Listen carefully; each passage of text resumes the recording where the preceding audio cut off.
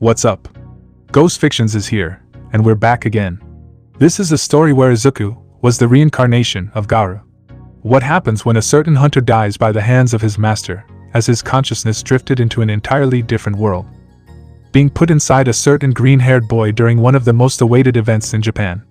Will chaos be wrought upon their world, or will they be able to stop this monster of a child? But before we start, please consider subscribe to the channel and give this video a like. Don't forget to check the description for more informations, and support the amazing author Digu for writing this story. Now, let's get into the story. A lone wolf in a cub's body. The air was rigid and stale that day, the day in which a master took his own student's life. Blood trickled the silver-haired hero's hands as he held his top disciple by his arms, hugging the young man as tears fell from his watery eyes. "Garou, why have you followed the wrong path?" Bang angrily cried out as he looked towards his broken and dead disciple, the only one that he took in more than as a pupil, but as a son. "Why," he said once again, no longer with anger nor hatred, but with sadness and sorrow. "Stupid disciple, you were supposed to be the one to outlive me, not the other way around. But now, I still could not understand why. Why did you want to become a monster?" Clenching his fists, Bang reminisced his time with the young man in his arms, wanting to remember when did it all go wrong. "That's enough now, Ototo," that's the path he took. We couldn't have known why. Putting his hand on his little brother's shoulder, Bam kneeled towards Bang as he gestured it's time to go. There is nothing we could do anymore. With great pain in his heart, Bang slowly lowered Garou's body on the ground as he closed his disciple's eyes, letting go of the boy he took in more than as a student, but as his son. "Bang, Bam. Be ready, something is heading our way. Might be more of those monsters, because I'm sensing a huge moving force coming our way," Genos said as he took his stance. But unbeknownst by them, it was more than just an army, for it's only one. Centokoro, a bird-like monster, yelled as a huge centipede popped out the ground, surprising the three S-class heroes. "I may have failed to come here in time, but I won't let any of you leave with your lives. Because if I do, Orochi will kill me," Phoenix Man said to himself as he's pissed on how late he was to capture the hero hunter. With Elder Centipede now above, the High Dragon threat immediately rushed the three, causing great destruction throughout the area as well as collapsing the earth below the now dead hunter. Bam and Genos went and took all the A-class heroes that were incapacitated. For Bang, he tried to reach Garou's body but was already too late as the ground below took him in, never to be seen again. Currently at the UA Sports Festival, two students are having a battle of will and strength. Midoriya and Todoroki are at their wits' end, but both different. With Midoriya having exhausted most of his fingers to use one for all, along with his stamina beginning to waver. He now has no choice but to force himself for one last time. May it take a great toll with his body, he will risk it. For he had awakened something far terrifying than him breaking himself with the quirk passed down to him. He awakened something inside of Todoroki, a reason why he wanted to become a hero. Making the half and half teen wake up to reason as he ready to use his left side. Both smiled, for this will be their final attack on each other, even earning silent laughs on both sides. As they sharpen their senses, with only a second of breath, Todoroki is the first to move as he blasted ice towards Midoriya. At the same time, the green-haired boy flicked once again one of his already broken fingers to deflect the attack.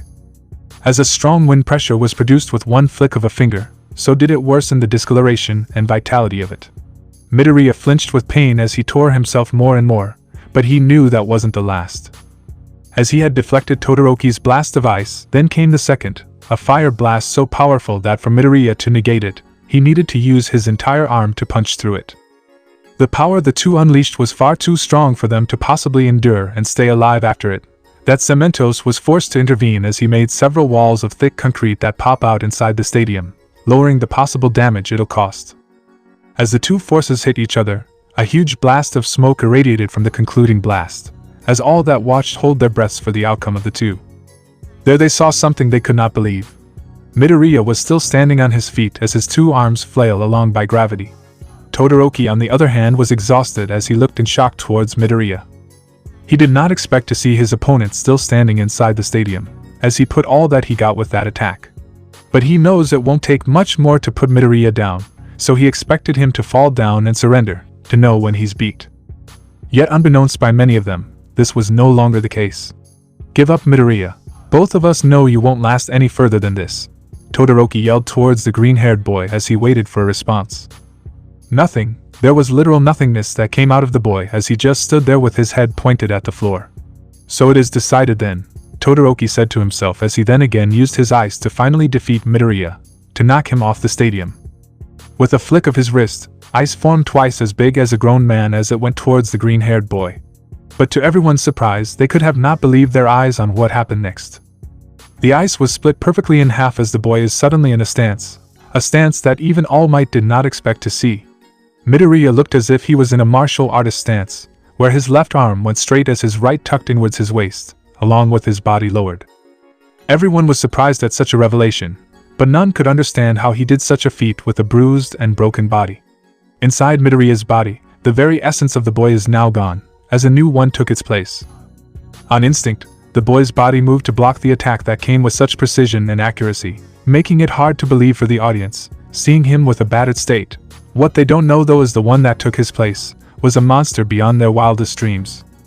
Garou awakened from the blast of ice he sliced in half. "You bastards," Garou sneered as he woke up in pain with his body slowly making his stance grow fiercer on instinct. He's pissed, very pissed for whatever the fuck was happening. His eyes blurred as his senses took over, as well as his mind cursing for he could not remember much on what happened for him to be in such a place, to be in such a predicament, to be attacked by a monster he does not recall facing. That geezer, he thought to himself, but does not remember much on why. For a time being at least, but for now, he's filled with rage. "Die," he yelled once more with gruesome ferocity in his tone, as he launched himself towards Todoroki. This, causing the teen to stagger for a moment. He could feel it, the change in atmosphere, a fear that's slowly creeping up subconsciously towards the half-and-half hero. Todoroki's control over his body was overwritten as his instincts took over to counter again with ice along with his left side to attack once more out of retaliation. Todoroki does not know why, but the feeling he was having at that exact moment Midoriya rushed towards him, it felt like he needed to protect himself at all costs. Or he'll die. As his counter-attack went almost a centimeter at Garou's face, he spun himself at inhumane speeds, dodging the attack altogether as he closed in Todoroki, saying the following words that Shoto will never forget. "Ryusui Gansaiken, Water Stream Rock Smashing Fist." With his eyes not even registering the speed of his assailant's attack, Todoroki's entire being was brutalized as seeming blue streams of flurrying attacks were sent all over his body. He could not even retaliate as the force and speed the beating he's getting was going faster and stronger by the moment, as his body floated up a foot in the air. His bones breaking as audible cracks were heard throughout the stadium, his flesh slowly tearing as his muscles and organs screamed in pain. Todoroki can't take it much longer as his mind slowly numbs and close into shutting down, along with his body, still floating in the air by the ferocity of Garou's attack. "I'll die," Todoroki said to himself as he lost consciousness from the ever-unending blows he's witnessing. The majority of the audience gasped in horror as a few of them rushed in to save the young boy getting his flesh ripped out by what they could only summarize as a villain monster. Cementos and Midnight rushed as fast as they could but was taken aback as Endeavor intervened. Rage is what radiated out of him as he shot an arrow-like projectile of searing heat towards the boy who's currently beating the life out of his son. "Shoto!" he screamed as he feared for the life of his son. As the approaching arrow of flame came close to Garou, with an inhumane turn, he kneed the ever-living hell out of Endeavor's attack, making it explode as the knockback of it was enough for him to be sent towards the near wall. Garou sneered once more as he felt the entire force of Endeavor's attack. All that was present that day was even more shaken at what happened, more so with Endeavor. That green-haired kid just kneeled the entire force of one of his powerful attacks Kakusha Kunekan Jetaban, Flash Fire Fist, Jet Burn, impossible, Endeavor exclaimed as his gaze hardened at the boy that brutalized his son. The number 2 hero was pissed as he ran towards his son, checking for vital signs as he gazed in anger towards the green-haired boy. "Rahaha!" Garou roared as he slowly crept out of the wall like a demon coming out of Hell's Door. Midoriya's classmates alongside the other heroes watching, tensed as they felt chills all over their bodies. Garou's left knee was scorched as his hands now clear with the blood of his opponent's broken and battered body. "Midoriya, stop this now!" All Might yelled as he arrived after Endeavor, his eyes focused as his fists clenched. Everyone felt it, 2 of the top heroes of their world will be fighting a child, but can he even be called a child? Garou dropped himself towards the edge of the stadium as he cleared his eyesight. He looked around, surprising him as his mind instantly realized that he's now in front of a crap ton of heroes. He has no words as his eyesight turned once more at the two bulging heroes in front of. Endeavor, wait, All Might said as Endeavor dashed in with tremendous speed, throwing a punch imbued with hell flame, his quirk. But within a hair's reach, Endeavor could not believe what he was seeing. Garou moved his head with little to no effort from his attack, then proceeding to counter with a punch straight to his face along with a barrage of blue-streamed attacks, only ending with a kick in his stomach. Endeavor was sent flying back towards the other end of the stadium. He could not believe it, even more so than All Might. Endeavor kneeled as the forces of the counterattack he endured were beyond his imagination. When Garou countered him, he felt not just the force of the teen's punch, but also his own throughout the entirety of the barrage. Damn you, Endeavor cursed as he got back up again, only to fall down once more. What the hell, he internally screamed as his legs refused to stand and his body aching in pain, asking for him to stop. Is that all you've got? Garou provoked the man as he took his stance. All that watch was just in complete shock as they didn't know what to do. All Might, on the other hand, had enough and decided to put an end to all of this. I'm sorry, Midoriya, but you left me with no choice. We'll have a long talk after all of this, he said to himself as he vanished from the eyes of those that were watching in shock. With one loud bang, they only saw All Might at the spot where Garou was before, only for All Might to vanish once again. Now with a loud boom from the skies above, then came a boy smashing down the center of the stadium. All Might dropped near, but he was not smiling, nor was he letting his stance down. He was in shock as slowly the people saw his figure. Bruises were seen throughout his body as well as his right arm having these perfectly circular incisions, slicing his skin as it bled. He was dumbfounded on what his student was capable of, but more on what's happening to him. Coming out from the ground he was thrown in. Midoriya's body bled more and more as Garou pushed it through its very limits. Garou did not expect the damage he took just by getting hit by the hero in front of him. It was far greater than what he had faced before. Garou's blood now flowing through his entire body, enraging him as he smiled at his new prey, but sadly it was not meant to be. The other heroes, now out of their shock, went straight towards him as they slowly came in by the 100s. Garou was about to be overwhelmed. No matter how much his blood is flowing for battle, he knows when to back off, as even for him, the number of heroes that are slowly coming in his view is far too many for him to handle. He frowned as his prey will live on another day. Garou then smacked his hands together as he inhaled excess amounts of air, then exhaling it all out as he took a rather different stance from before. He raised his right knee towards his torso as he began to do some kind of breathing again, with his veins popping up all over his body. Garou exhaled once more as he slammed his foot towards the very ground thereon. Garou slammed the floor with such a force that it didn't just break it entirely, but also sending it all high up in the sky, making the dozens upon dozens of heroes to stop at their tracks. With the rubble now turned as his smokescreen, Garou went on all fours as he moved like an animal through the floating rubble of concrete. His movement cannot be even registered by the eyes that look. With such speed, Garou vanished as the floating rubble began to fall towards the ground, leaving all dumbfounded on what the hell just happened. How? All Might said under his breath as he could not imagine how and why did all this happen. Somebody please, get an ambulance, Endeavor yelled as he held his son hardly breathing. Father, Todoroki said as he tried to move his arm. Stay with me, Shoto. Don't you dare die on me now, Endeavor cried out as tears began to fall from his eyes. He was not ready at all to lose his son. Endeavor's cry for help was the very thing that got the other to snap out of their shocks, as heroes begin to call for ambulance as some with quirks that allow healing went towards the father and son. This day will forever be remembered by those that saw, even more by the shadows dwelling in the dark. This day of shock and awe, the day in which a kid named Midoriya single-handedly faced against the two top heroes of the world, the day he almost killed a fellow student. The day Garou took over. The aftermath. It's morning now, after the events that occurred during the annual UA High Festival.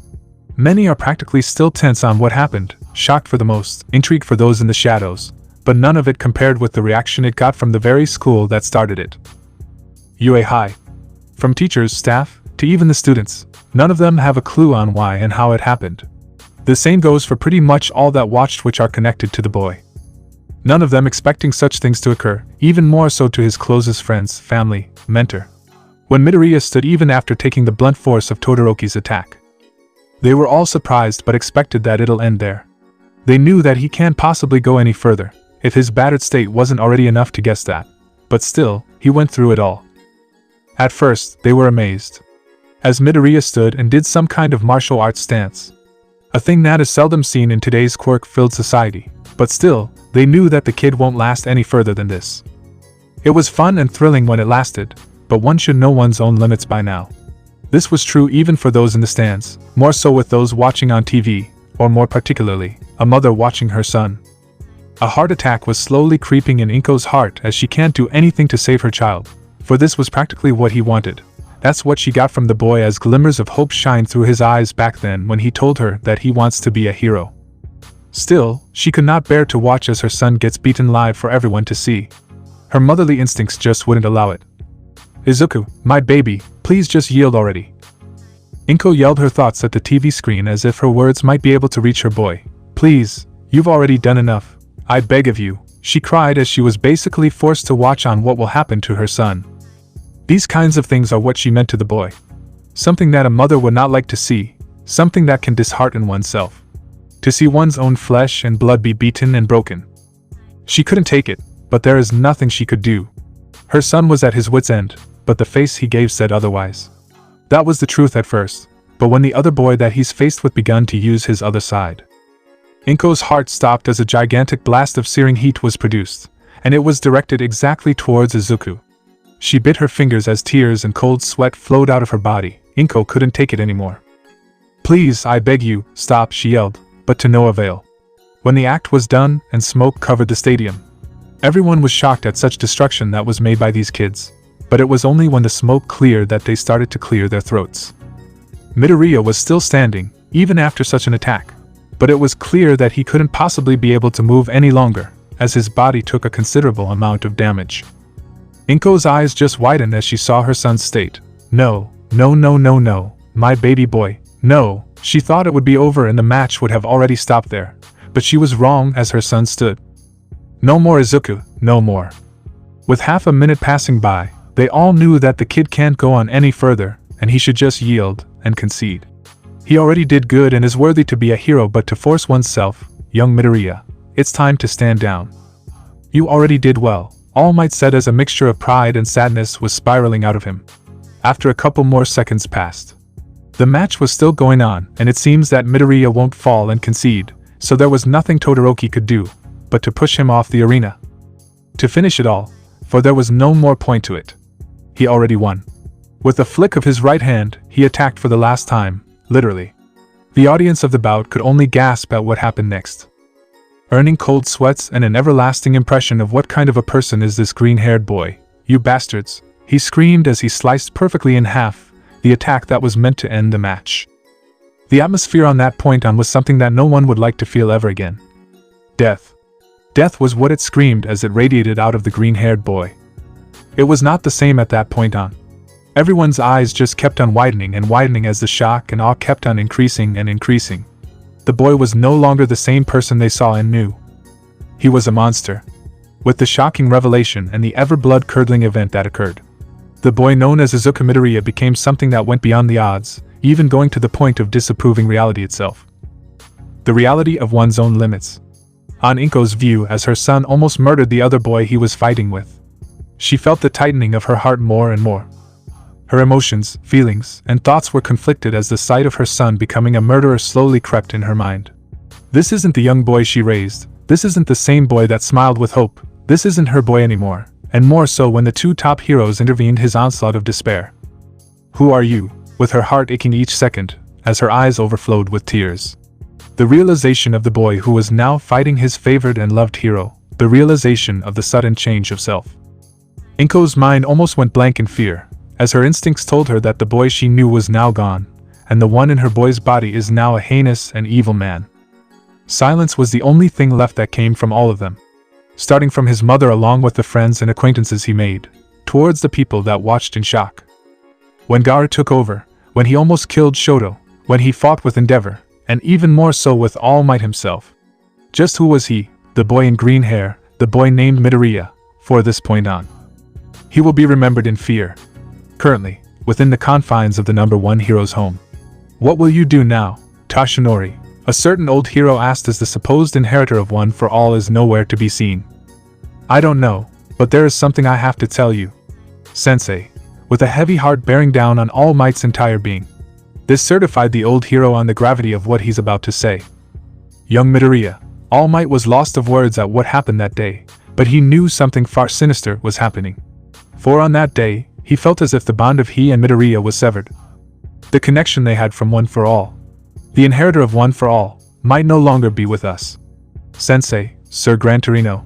The bond between One for All has been severed. No, but how? With a shocked face, Gran Torino questioned the absurdity of what All Might said. I felt it. It was like a sudden burst of energy that just went back towards me. My strength, my vitality, everything was hurtled back towards me. All Might scorned it as his mind could only think of one reason for the sudden increase of his feats once again. That boy with the green hair. The one that fought not just me, but endeavor as well and what looks to be with ease.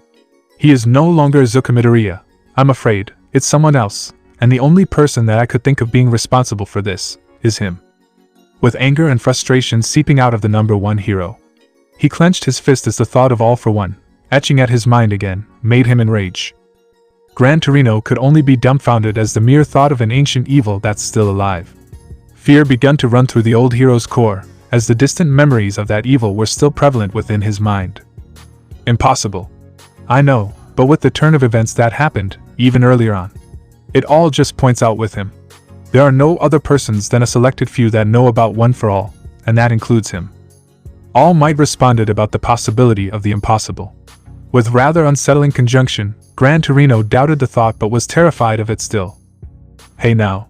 Let's not get rash here with conclusions all of the sudden. If it is him, then how come One for All made it back to you? We know he is the very reason that One for All exists, but isn't just counterproductive to let it all go back to you. If All for One is still alive, something like this is completely out of character for him, is it not? That is true. If that ancient evil did take back the quirk he has given long ago, he would not let it go back towards All Might, but that's not the case at this point in time. I could agree to that.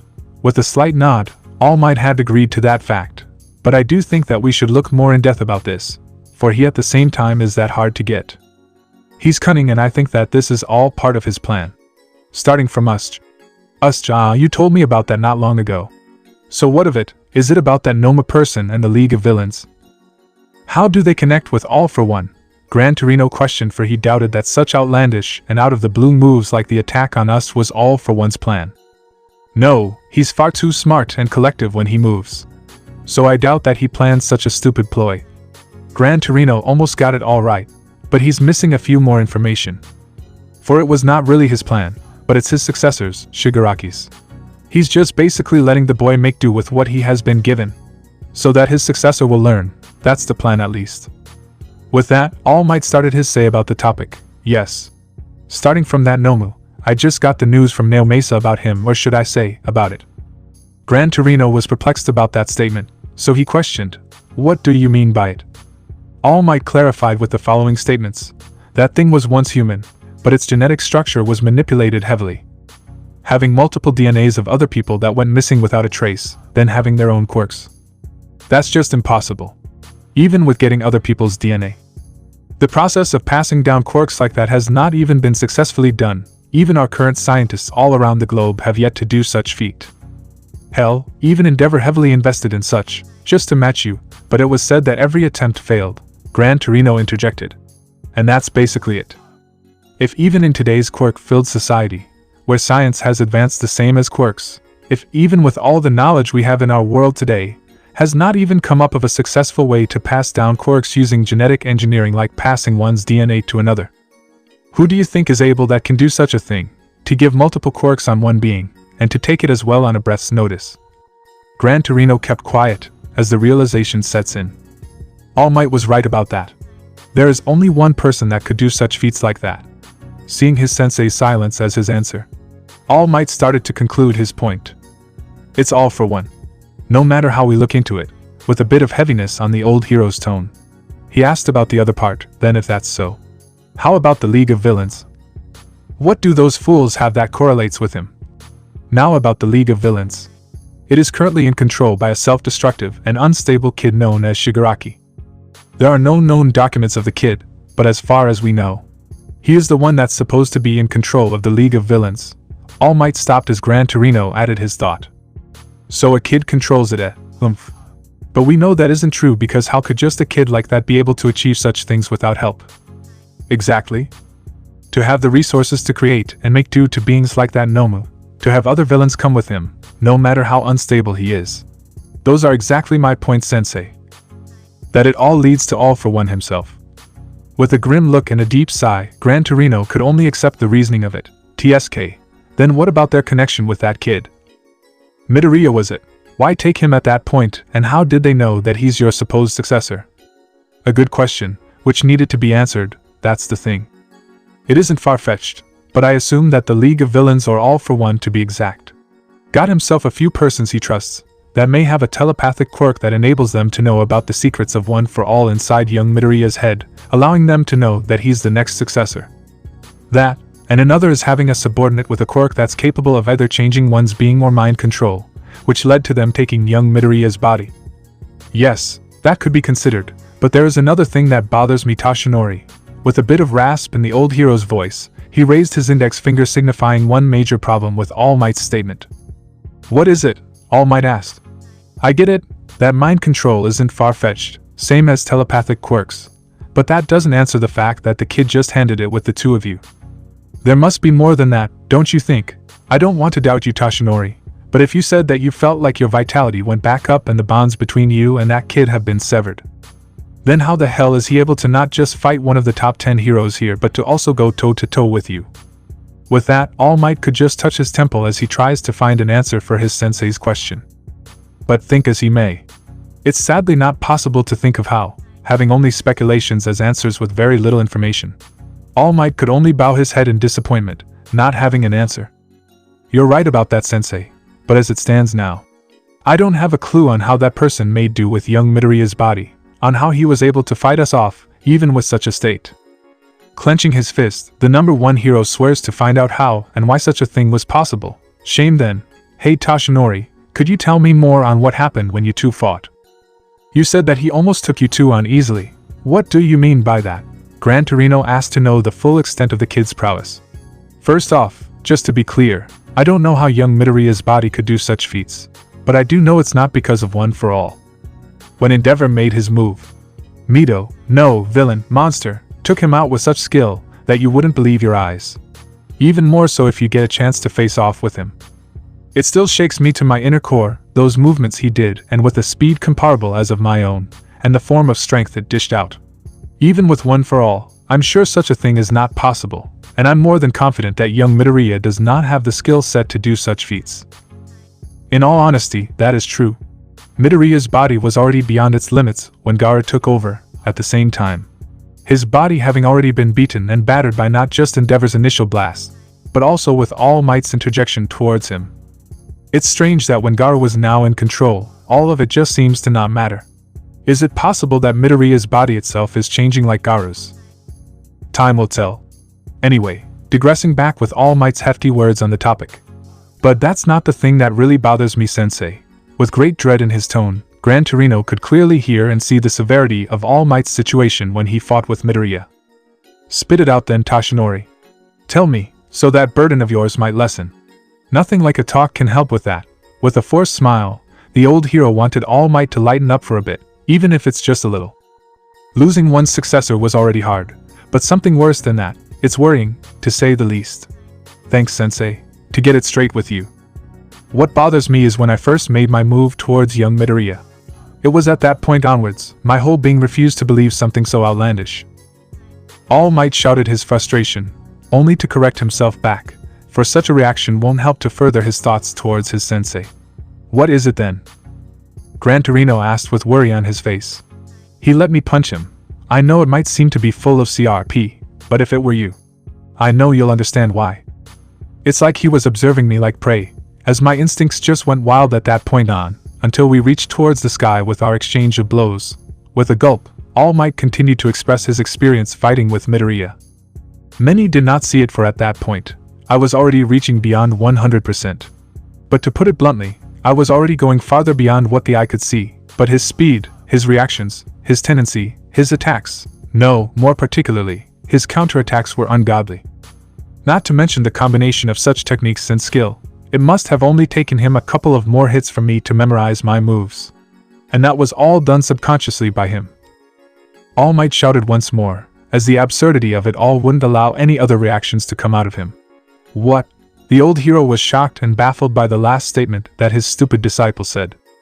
What do you mean subconsciously? Are you going senile just like me? Such a thing is not possible, especially from a quirkless boy, is he not? All Might could only nod as he continued, I agree, but all the answer that I could give you is the same that I said earlier. If you were there, sensei, even you would say what I have said?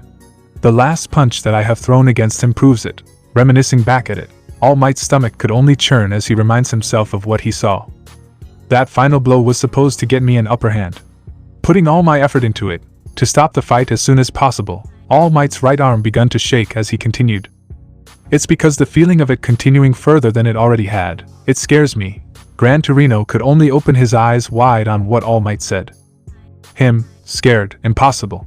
For the first time in ages since he was defeated. I felt fear. It's like I was fighting neither a person nor a villain, but a monster of all things. But the fact that my entire being wanted to stop it on that point on, does not lie. With a heavy sigh, All Might looked straight in the eyes of his sensei. Sharpening as the seriousness of it became more and more apparent than it already is. It felt like he can and will surpass me at that point if I didn't end it there. But he knew what I was planning to do. I saw him as he took in more air towards his lungs as I swung my right fist towards his being. On that point on, his eyes said it all. As he breathed out the air he took in, with a fluid motion, he deliberately met his own fist with mine, and this is the damage it has done. Taking off the bandage on his right arm. Gran Torino gawked at the sight of such a wound. How is that possible? The old hero asked in bewilderment.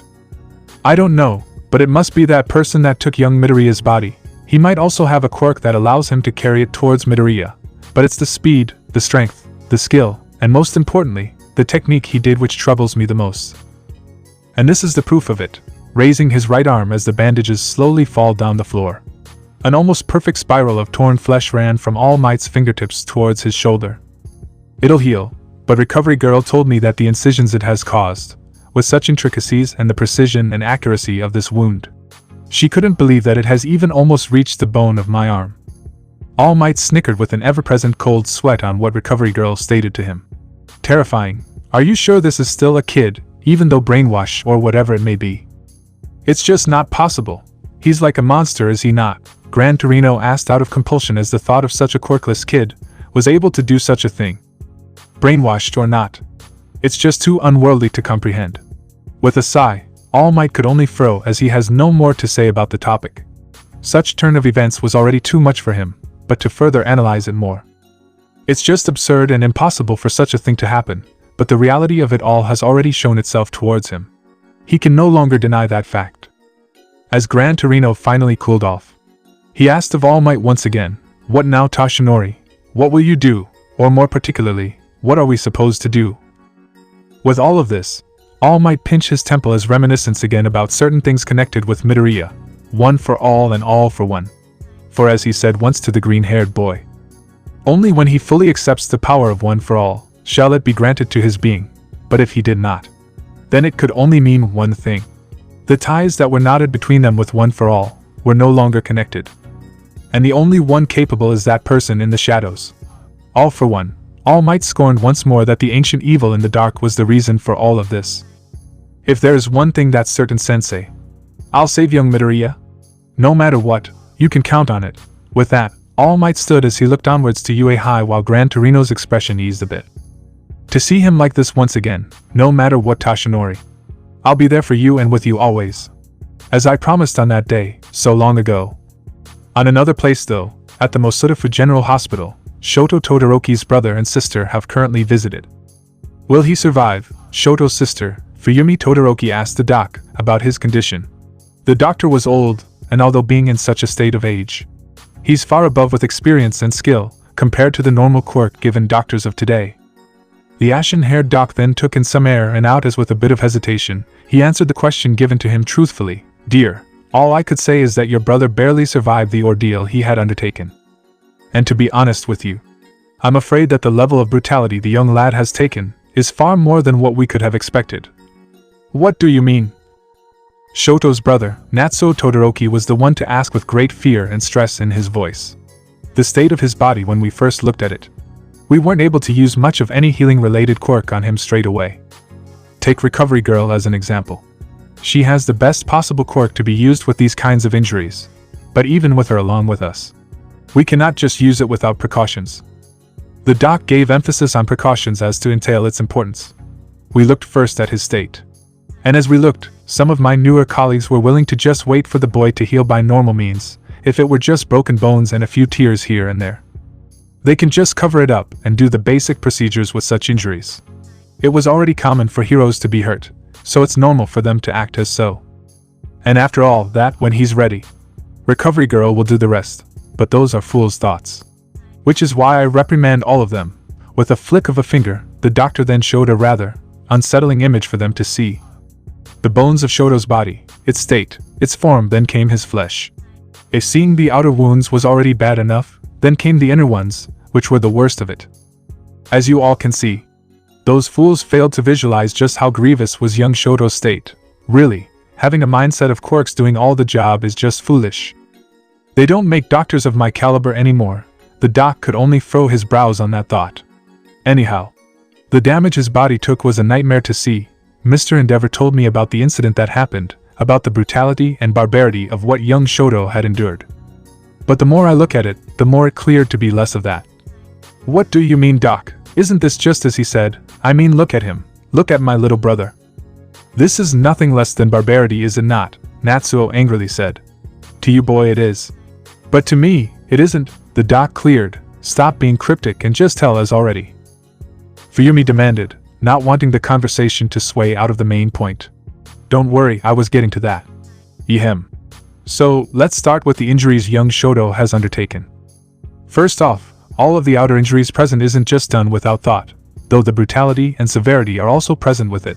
The way it's been dished out to the lad isn't.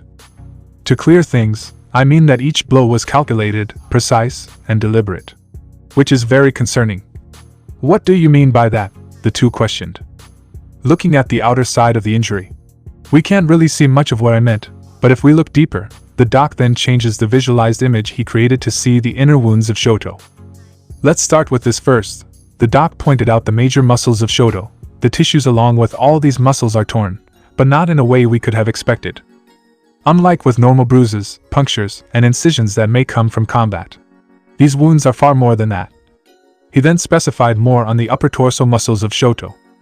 Taking an in-depth look at his body, it's clear that most of the damage is allocated toward young Shoto's upper body parts, but the main concern we should look at is how much it has been wounded. This might sound crazy, but the way young Shoto was beaten is beyond anything that I have seen through all my years of experience in this matter. All that I can say is that his muscles were beaten to the point that even with the most potent anesthesia in the world, that has been injected for the young lad's sake, even that is ineffective. It's like the barrage of attacks that was done unto him was meant to not just maim, but to also cause pain in a way that even with the slightest of touches, it'll start to hurt like hell. That's just how? Natsuo asked in confusion. Let's just say that it must be the effects of the quirk of his assailant. Even unconscious, young Shoto's body still reacted to the pain of the surgery we did, even with anesthesia. It was troublesome, and that's just the tip of the iceberg of young Shoto's predicament. The two gulped at what the doc's mouth spewed out. Those were just the pectoral muscles. How about his other ones? The doc then proceeded to show the state of Shoto's arms. I do say though, it's a miracle that he endured this much, and to be honest, young Shoto would really become a great hero one day because of this. The two siblings were then shocked when they saw it, if it isn't with his quick thinking and instincts that helped him survive such massacre of an assault. He wouldn't be breathing here, the doc continued. To answer a probable question you two would ask. No. I'm afraid that it might take years for it to fully heal, even with the help of Recovery Girl. The tendons that connect with the muscles, the nerve endings towards his arms to hand, its bones. We were forced in a corner to do this, but it's needed to be done. The doc then carefully showed Shoto's bare arms. When the two got a clearer look at it, Shoto's sister almost vomited as she tried to gasp for air, while his brother stood still as cold sweat dripped down from him.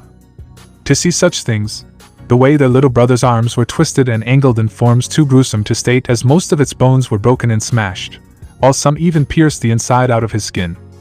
Stop, please. We can't, Doc. Natsuo was the only one capable to talk between the two, as Fuyumi could only close her eyes as it teared up from such a sight, along with her heart increasing its beats from the shock and anxiety it caused. I know it's hard to look at, but you two need to know, the doc then pointed Shoto's hands. You two can clearly see it right. Even when he was beaten to near death, he still managed to use his quirk to shield some of the damage, even if it caused his arms. He tried his best until the end, just to stay alive. And if you two are already disheartened by this, what more if we continue? Your brother here needs both of you to be strong for him. I may be just a doc, but if there is one thing that I know, people that experience things like this will need their family the most. Doc made it clear for the two, and judging by his expression, he looks as if he knows the horror of such things to happen with people in this condition.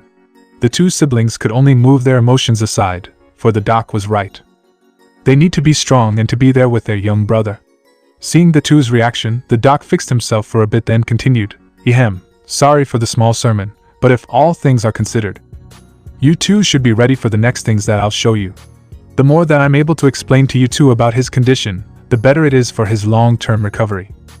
For each information is vital because strict guidelines should be followed concerning his health after his discharge of the hospital. Plus, one thing is certain, he'll likely have PTSD once he recovered, so better to listen well. The two nodded with a newfound conviction for their youngest brother. Doc, we understood now, but why only the two of us? Though he's too hard of a father, Endeavor should also be informed of this, is he not? Fuyumi was the one to ask, wanting to know why it's only them. To answer that, I have already gone and talked with Mr. Todoroki about this. Let's just say that I'm more at ease with you two taking care of young Shoto. As for Mr. Number 2 Hero though, I can't say much, but he went furious and I think you two should know what happened next, right? Yes, both of them confirmed. Great, now that's out of the way. Let's get back to what I was saying earlier. I have now shown you two about your brother's condition on the outside of things. The inside though, just be ready. The doc then changes the image he created once again, changing the image to see just the tendons, nerves, and bones of Shoto. If the eyes of the two siblings were already widened enough from earlier, now, it's more so. God help our brother, Natsuo said under his breath. It's brutal, yes. But it's also done with deliberation and precision. The doc then pointed out the joints and tendons along with it, as we can see here. Each attack, though on the outside looks animalistic and all over, but on the inside. This is where we could see just what kind of master combatant he fought with. No way. But how? Isn't he just a kid, the same as Shoto? There is no way that this is possible. Natsuo exclaimed his thoughts. We know, along with some kind of a quirk to render such pain that lasts till the end, this one took the cake. It's already scary to know that this was done by a kid the same as young Shoto, but to actually see his work. It's beyond us, along with the same kid fighting with the two top heroes the world has ever seen. The doc then sat for a moment as he pinched his temple. All of it is deliberate. All of the strikes that were done were pinpointed most on those critical joints and tendons that allow movement and overall locomotion. Not just that though, but if we are to look at the nerves and bones, it's just unthinkable that this is even possible. Young Shoto's nerve path that connected with his sense of touch was all severed as the other nerve endings swelled from the damage. Then came his bones. Most shattered like glass, some pulverized. With a deep breath, the doc stood once more as he changes the image once again. All in all, this will undoubtedly cause severe trauma, stress, fear, insanity, and many more symptoms. It's almost the same as those back in my day when I was in the field. War against terror and such. Soldiers that got captured and tortured, then saved and sent to me. That's how I think I could compare young Shoto's state. With a breath, the doc could only reminiscence the horror he witnessed those days. All of them were given hell, just like young Shoto. And I'm really afraid for his future. Compared to those soldiers, Shoto is just a kid, a teen to be exact. Things like this, it should not be witnessed to anyone. Then with a wave of his hand, the image which the doc created was then removed from their sights. What will happen now, doc? If it really is this severe, what can we do for Shoto? Fuyumi asked with worry engulfing her heart. Pray for his sake. As of now, he'll need to rest, then when time comes, we'll get recovery girl to do the rest. Other than that, just be there with him. Young Shoto will need you both at the end of this. The doc then proceeded to leave the two alone with their youngest brother in bed. At the Bakugo household. Deku, this was the only thought that came out of a certain blonde and combustive teen that day on 4th. Bakugo was in deep thought from all that happened that day. Was it I? He questioned himself as to find out the reason for Midoriya's sudden change of behavior. No, it's impossible. No one could change just like that. Or Bakugo gritted his teeth as he spat out his toothbrush and then begun to slam his head on the wall. Stop.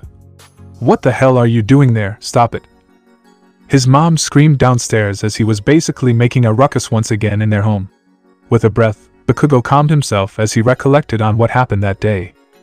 That was not Deku, I'm sure of it. Then with another breath, Bakugo has now snapped out of his deep thoughts as he stepped on the shower while yelling on the top of his lungs. Die germs. He scrubbed his body tenfold as his mother came busting in the bathroom. I said to fucking stop. What the hell? Get out of here, old ha. Smack. Finish up and go to school already.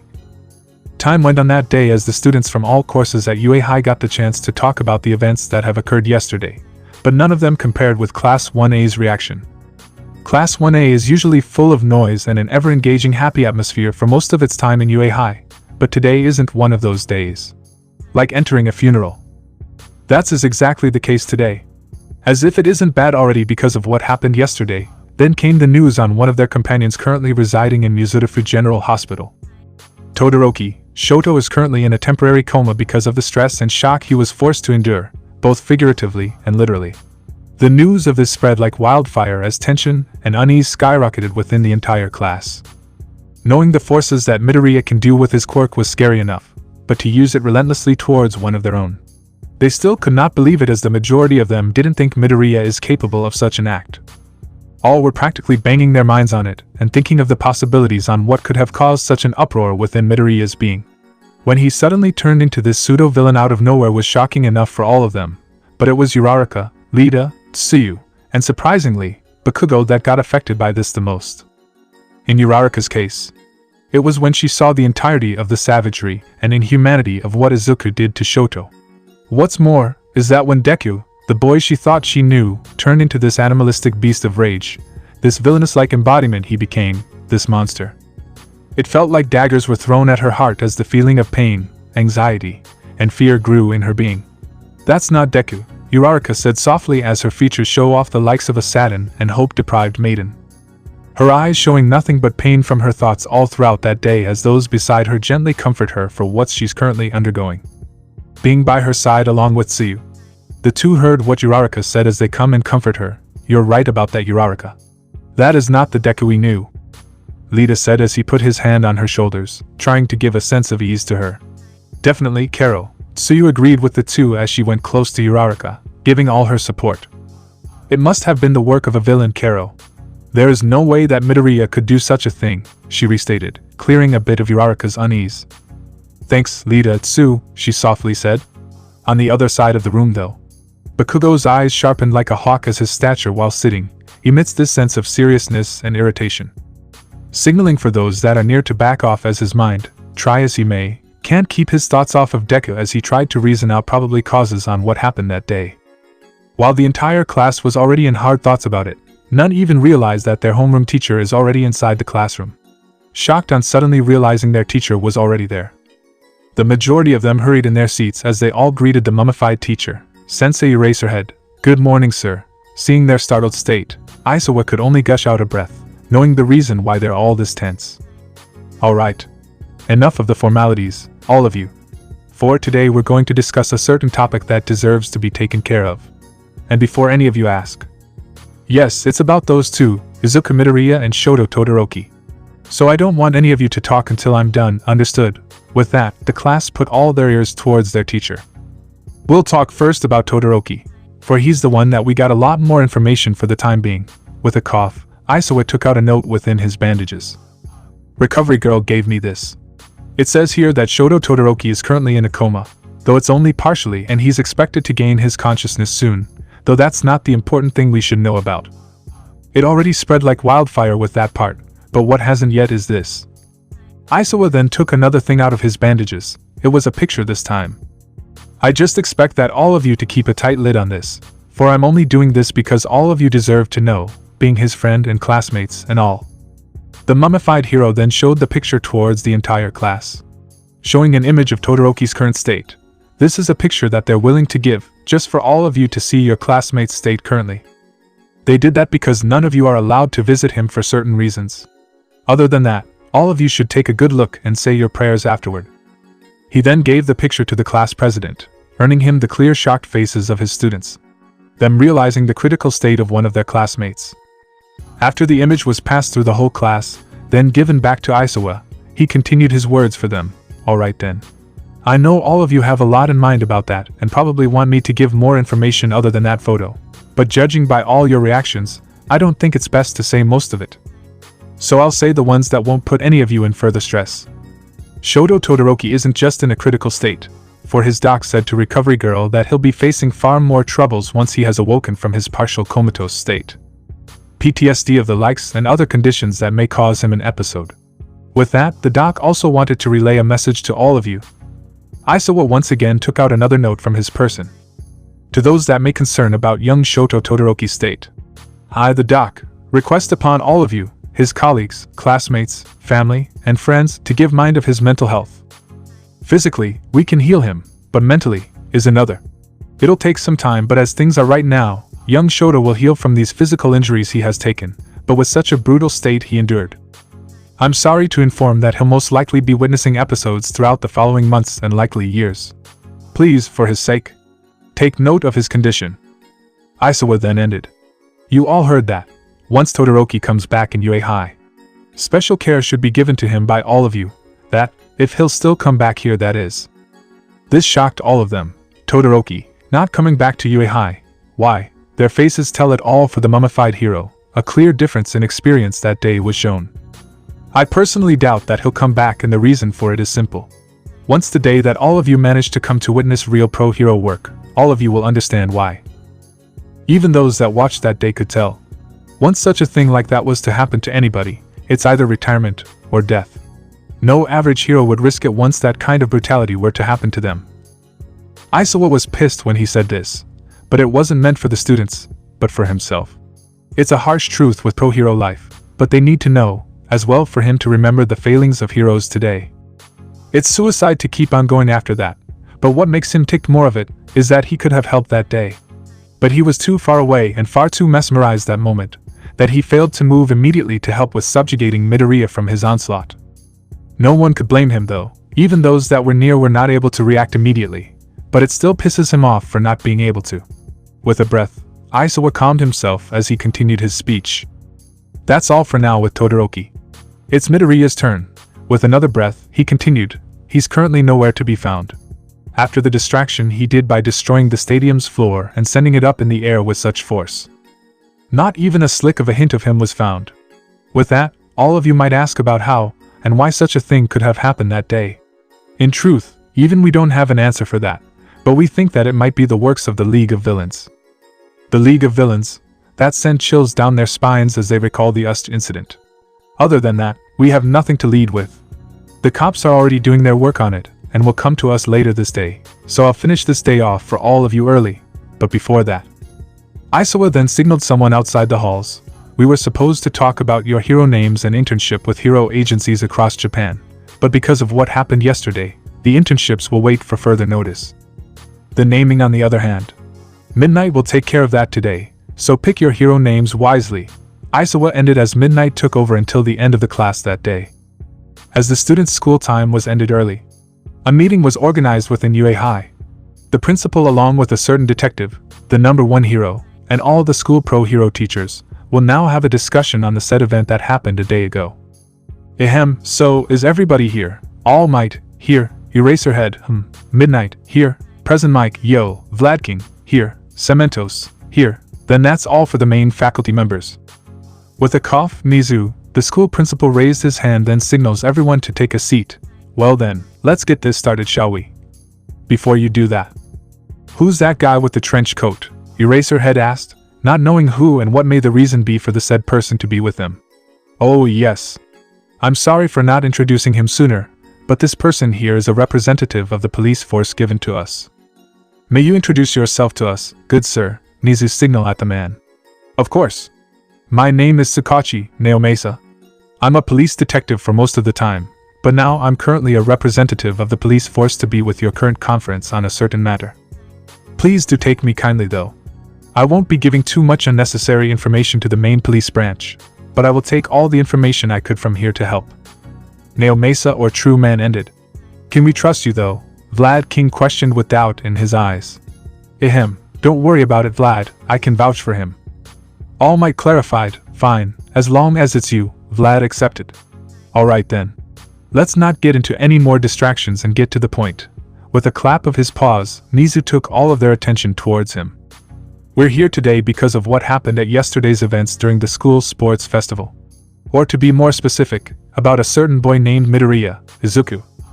Nizu then opened a projector near him, showing the events that occurred yesterday, then pausing it at the point where Midoriya still stood from Todoroki's attack. It's clear that something wrong happened at that time, but the thing is, it's a very unexpected event to occur, that we're still jogging out heads on how such a thing happened. So, that's why we have Mr. True Man here to give us a bit of light on what happened when they investigated the scene. Nizu looked at True Man to continue the subject. I'll start then. First off, I would like to also say that we also have minimal information about what happened yesterday, but we did manage to find some probable leads. When the kid, Midoriya, Izuku, turned, we took the liberty to check on the entirety of the stadium, finding as much information we could get on how he became that violent. It was Naomasa's turn to make use of the projector, as he showed all the information and footage they gathered from their investigation. We started looking at the sidelines of the stadium towards the nook and crannies of its crevices, then the main area itself. As far as we are concerned though, there's not much to go by, not even a little to get some clues, so we went towards the records of people that went during the event. He then projected all the persons that came that day. Again, no leads, for all that were there at that time are pro heroes, no unidentified personnel, no nothing. Some of us even worked for the whole day 24/7 to check the cameras to see anyone suspicious, but to no avail. His face told it all, for he was also one of those that checked through all of it. The exhausted and frustrated look he showed, the tone of his voice. It was clear for them to see. Naomasa coughs for a moment, seeing that their attention was more on his look rather than what he said. This signaled those around him to go back to the subject in mind, giving him the go to continue his say. So that leads us towards those concerning the teen himself. He then showed files about the teen, looking through his files and such, but not much lead was gained.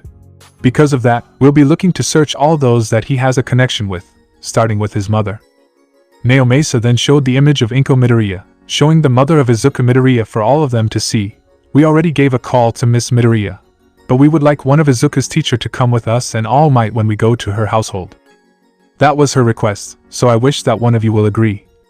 I'll go. Eraserhead took the initiative. It looks like that he too wanted a word with Midoriya's mother. With Eraserhead's response, the detective gave a small bow as he continued, thanks. Now, about the case again. As I have said earlier, we don't have much information, but we have probable leads. Those are his friends, teachers, and family. Naomasa looked towards each of the teachers in the room, all of them giving him a nod. Great to know that all of you are willing. I'm also here to ask of all your thoughts on what may have happened to make Izuku Midoriya that way. Other than that, we also hypothesize that this might be a work of the same organization that attacked the Ustra a few weeks ago, but for now, we aren't entirely sure. So, we're sorry for it being too minimal, but like you guys, we don't have much in a lead with it. No one can blame him with such little information, even they agreed that it's hard to get a hold on what truly happened that day. On what could have caused such change in one's own. It's alright detective, you guys did your best, All Might interjected as Naomasa nodded to his words. Yes, it's alright detective, but now let us give our thoughts with that subject. Anyone want to start first? Nizu looked at the other teachers. Vlad King was the first to volunteer. I don't have much to say on this subject, so sorry. This Midoriya kid is not one of my students, so I don't know the kid that much, but I think Eraserhead might give us some light. That was Eraserhead's cue to really start off the discussion. With a bit of irritation showing from his face. He answered, fine then. First off, all that I can say about Midoriya is that he's a crybaby and highly sheepish kid, and with that, all of the persons inside the conference room just blankly blink at what Eraserhead said. Until he continued his speech, that is. That's the truth. But Izuku Midoriya is also a hard-working kid. Smart too, at the same time, is a true hero at heart. As for what happened yesterday, even I was surprised by such a thing to happen, and if you asked me, that's not the Izuku Midoriya that I know, and as far as things go, that's an entirely different person. The feeling I got from him at that time was of a villain, and probably far worse than that. All of you here felt it right. The intent to kill, that final word he gave got the attention of all of them as the memories of what they felt back then hurtled back within their being. He's right on that.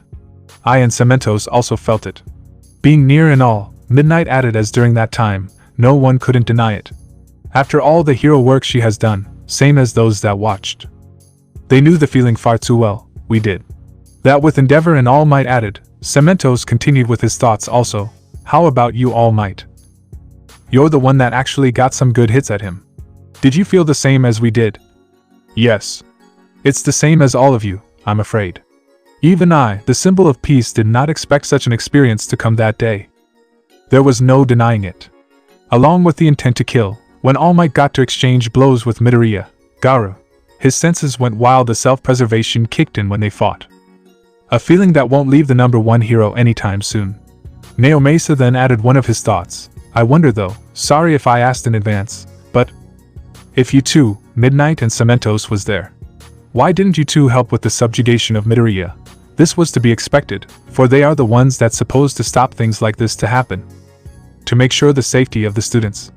We don't mind.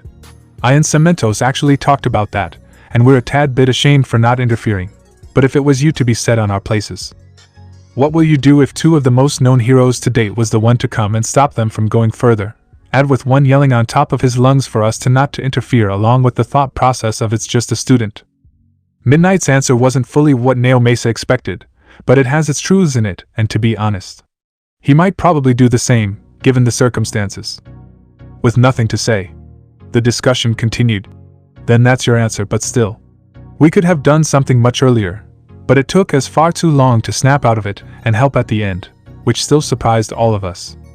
Such power that came out of the boy's quirk. It really was an experience we won't forget. Midnight ended with a solemn look on her face. Because of the mood it created. All Might took the initiative to change the subject. Enough of that now. I think we have already talked as much concerning young Midoriya. Let's now talk about the damages he did, shall we? Everyone in the room agreed. So how is Todoroki's son doing? Any of you have an idea? President Mike questioned with concern in his face. For such a thing to happen, will he even come back after all that? The doc said to us that he'll be back to sufficient working order after a few more weeks. As for his condition though, all we could do is hope and pray for the kid's health. The doc really gave importance to that, and judging by the tone of his voice, it's that severe. Naomasa answered, that's true, he even gave a letter. Recovery Girl was the one to give it. Izuku added. With that, Izuku went and gave the letters he got from Recovery Girl, concerning about Shoto's health. While Naomasa showed them all the images that the doc gave to him when he asked for the teen's condition. It shocked all of them from seeing such images that it even made them flinch from the brutality of it all. Because of that, they agreed to not see any more of the images given by the doctor as they continued their meeting. Anyhow, it's Endeavor himself that we should take note of rather than his son. Currently, our informants say that he's already taken a permit from the main Brock to start looking for the boy with his own selected team. And as of yesterday, he's been looking all over Japan in search of Midoriya. But what I'm afraid of though is what he'll do to Kid. Naomasa's worry was the same as theirs. If there's anyone they should really be concerned about, it's Endeavor and what he might do to the kid. How about the police? Have they started looking for Midoriya? Vlad asked, wanting to be informed as the rest. As of now, no, we're currently busy with other stuff. It seems that after that event, we have come across an increase in movement of villains. May this just be bad timing, but it's highly likely to be a bad omen that someone is also capitalizing on the event. We assume it's the League of Villains, so it isn't far-fetched that they're doing this to distract us on searching for the kid, which is currently working, I'm afraid. He wouldn't believe how right he is about this, as a certain evil already has his sights on the boy. But for now, they don't know it yet. If that's the case, Detective, how about giving us permission to go look for the boy, the same as Endeavor? We already planned on finding young Midoriya, along with other heroes volunteering to join us, so all we need is the green light from the police to make it official. Nizu suggested, with a smile on his face. Naomasa agreed on the suggestion. Alright, after this I'll go straight ahead with the Chief of Command. We'll get on it as soon as possible, I promise. With that, the conference just continued upon agreeing on what to do as soon as they got the permit to search for the teen. From starting on where to start looking, towards countermeasures once they find Midoriya, and a plan after all of it was done. On a rather reminiscing playground near Hosu, A hunter is currently bandaging his wounds as his body ached for any movement he made. That bastard, Garou scorned in his mind as he remembers the relentless pursuit he just endured for this day. I must keep on moving until I heal. Can't fight all of them at once in this state, he said as the memories of his time against 8A class heroes and 3S class came back little by little. That guy has some firepower in his side. And with that army of his, it makes me even more thrilled to fight them all once I healed. Garou's grin widened as the thought basically restarted his thirst for the hunt of heroes. He smiled once more as he also remembered that other guy with the twin blonde hair. All Might was it, he thought to himself as he relocated his left burned shoulder. A clear indication of what he just encountered during this day. Garou at this point just couldn't contain himself, as the feeling of fighting S-class heroes just insinuates his desire to grow even stronger than them. To have the advantage as he's nearing his goal to become a true monster, or soon, to become the bearer of absolute unbiased justice, with the scara of his eyes already turning red, as hints of his hair turning into a slightly more violent shade of green and violet. His senses enhanced as it alerted him about someone on top of the buildings he's near at. Another hunter was looking at its prey as Garou grinned with blood still gushing out of his injuries. No matter what he does, even during that time when he fought with Watchdog Man, then straight up meeting King, the urge to fight, the urge to go beyond his limit, just won't go away. So he stood as he looks behind him, signaling his stalker to show himself. The other hunter could only oblige as his being showed. With the crimson scarf and the face of a killer, adorned with blades used for his killings.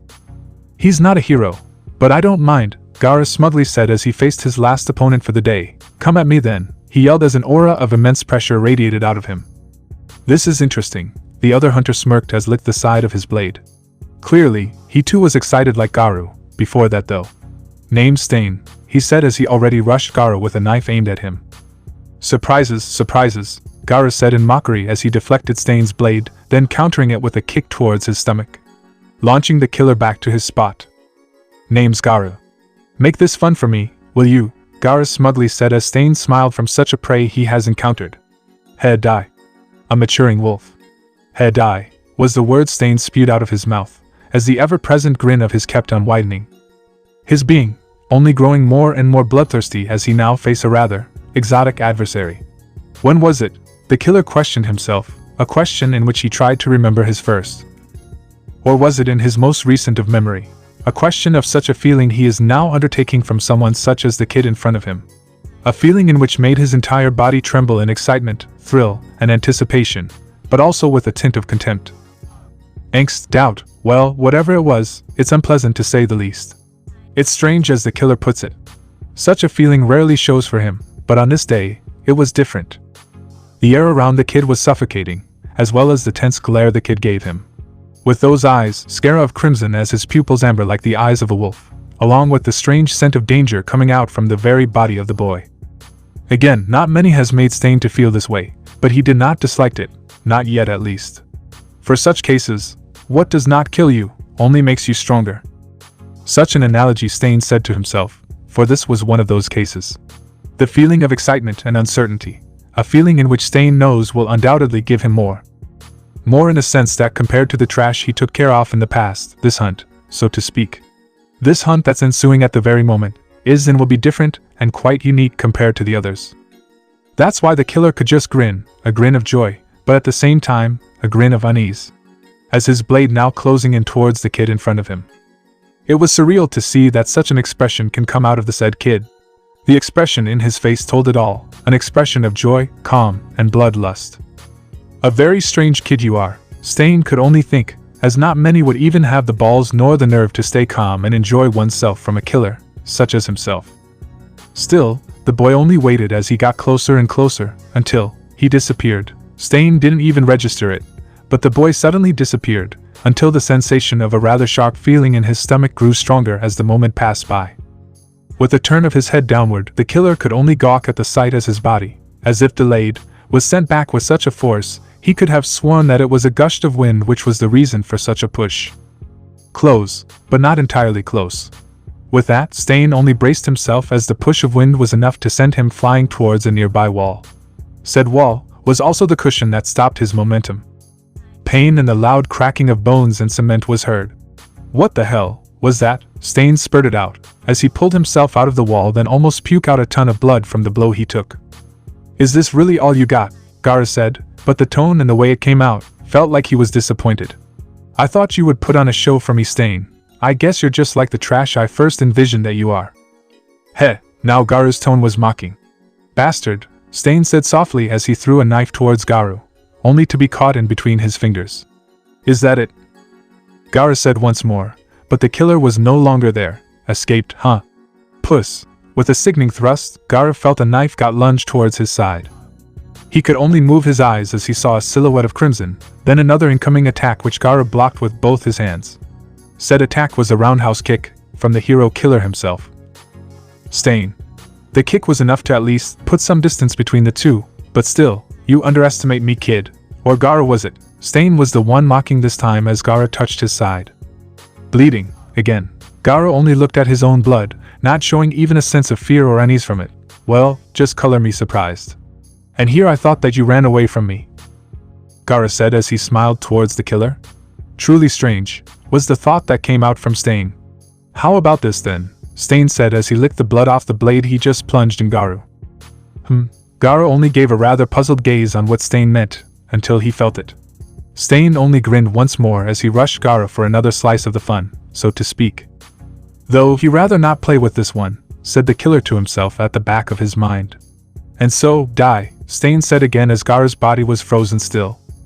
Garou was baffled as the feeling of all his being was suddenly stopped.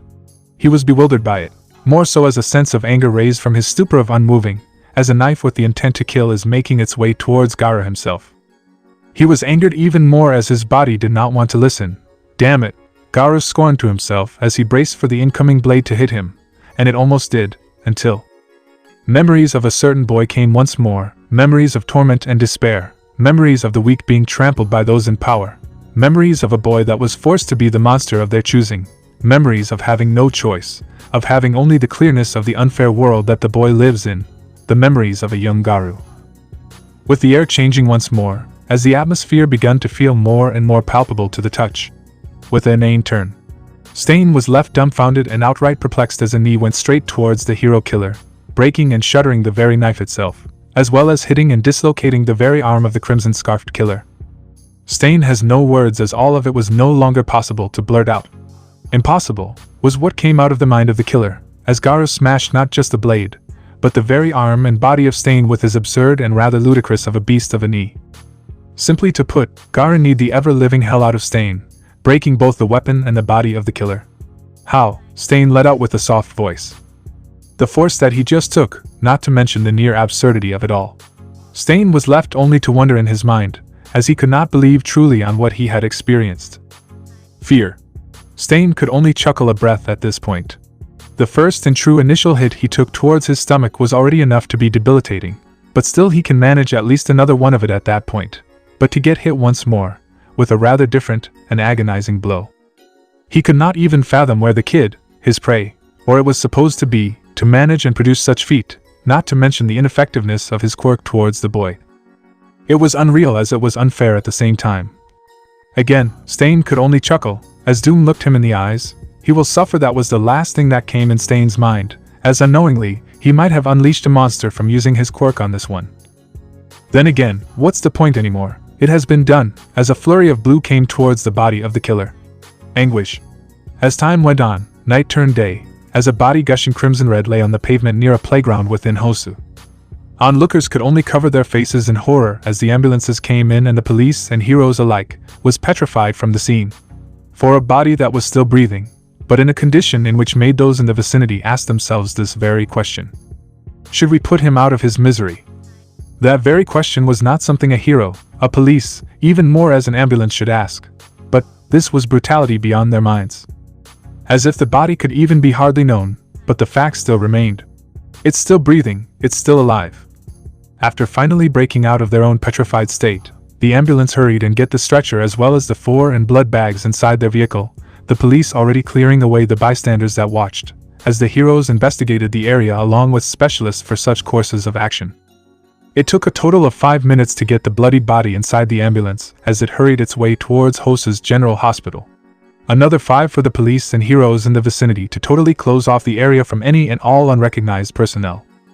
Just what the hell happened here? One of the heroes said as the others alongside him could only agree in silence. Just what the hell did truly happen there? A question in which could have been solved easily, if it weren't manipulated by those in the shadows.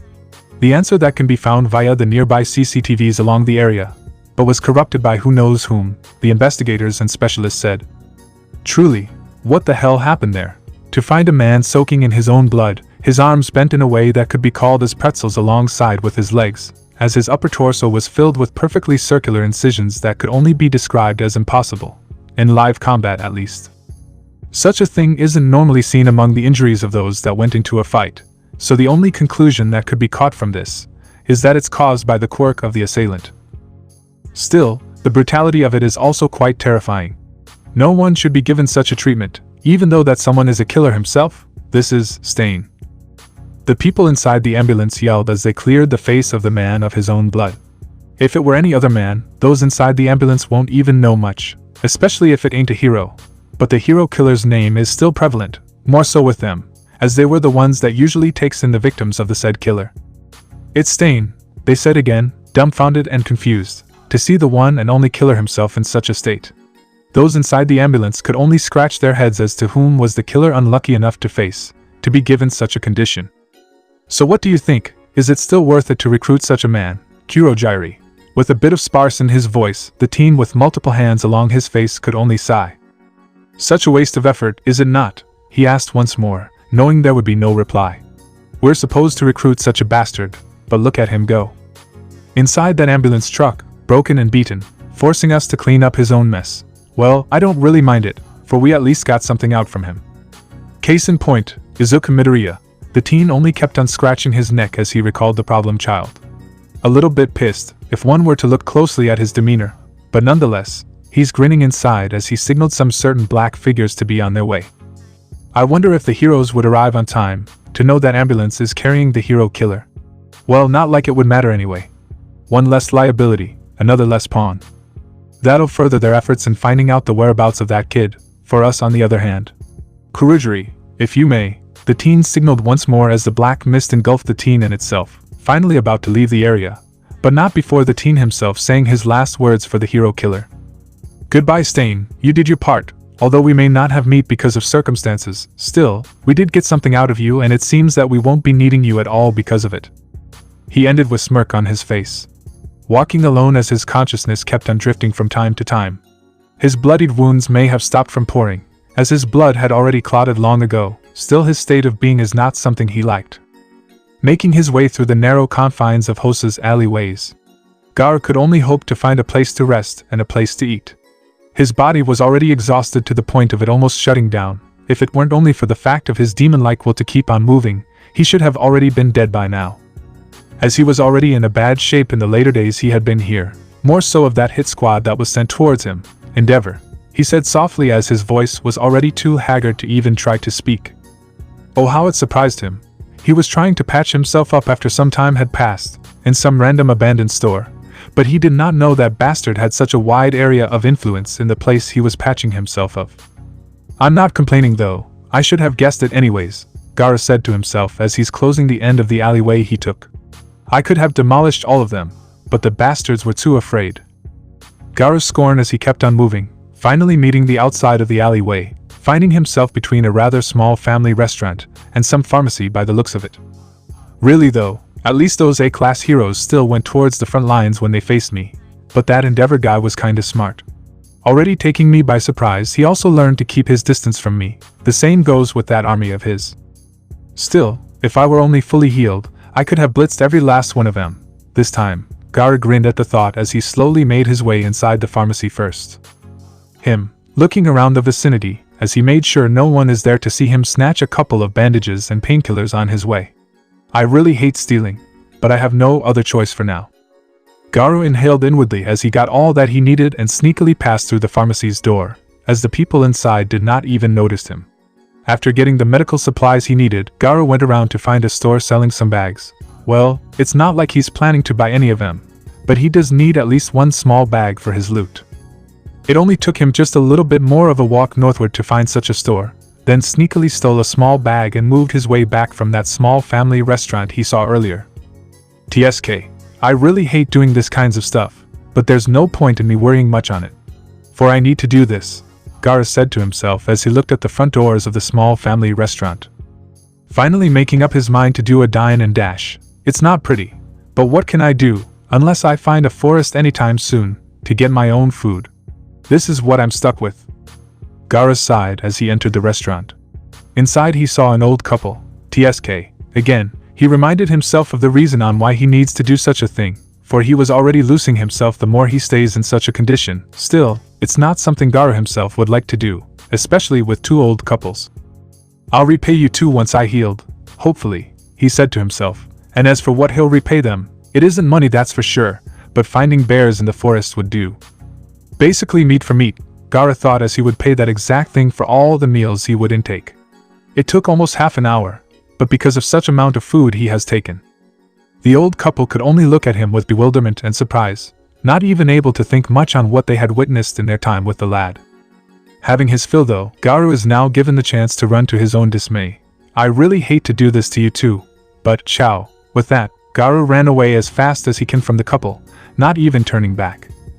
Unknown to Garou though, the two didn't even notice him leave, because of such a shock the old lovebirds were in. Never in my day have I seen such a kid be able to eat such amount of food, the old man said, as his wife could only nod to such.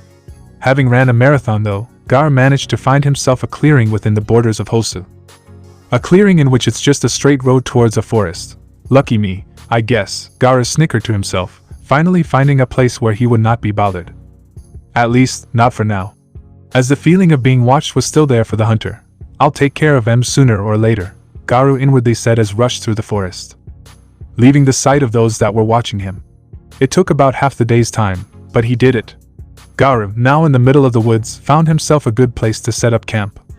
Something in which he was already accustomed to. Finally, now I just gotta find a water stream.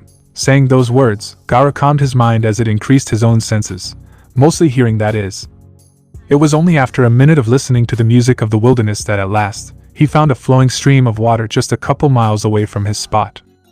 Amazing, if one were ever to put it. Using his senses alone, Garou found a source of water through only listening. Such a feat is already extraordinary to say the least. After a bit of preparations and fixing up camp, Garou, with the medical supplies he took, went towards the running water just a couple miles away. Though it wasn't really that long to walk towards, but for Garou himself, something was bothering him as he approached his destination. It wasn't really something that he had any problem of just a couple of hours ago, but because he's finally able to calm down and rest his muscles as he walked. His mind just kept on messing with him, as if it's forcing him to recall something in which in a pit of rage, Garou lost control. Silence only whispered as he walked. Only then did Garou finally give in and let those memories come bit by bit. A cold sense of fright and danger came towards the hunter's body, as an ever-familiar voice came out from his own thoughts. Garou, why have you followed the wrong path? The voice said. It was old, and it was in pain.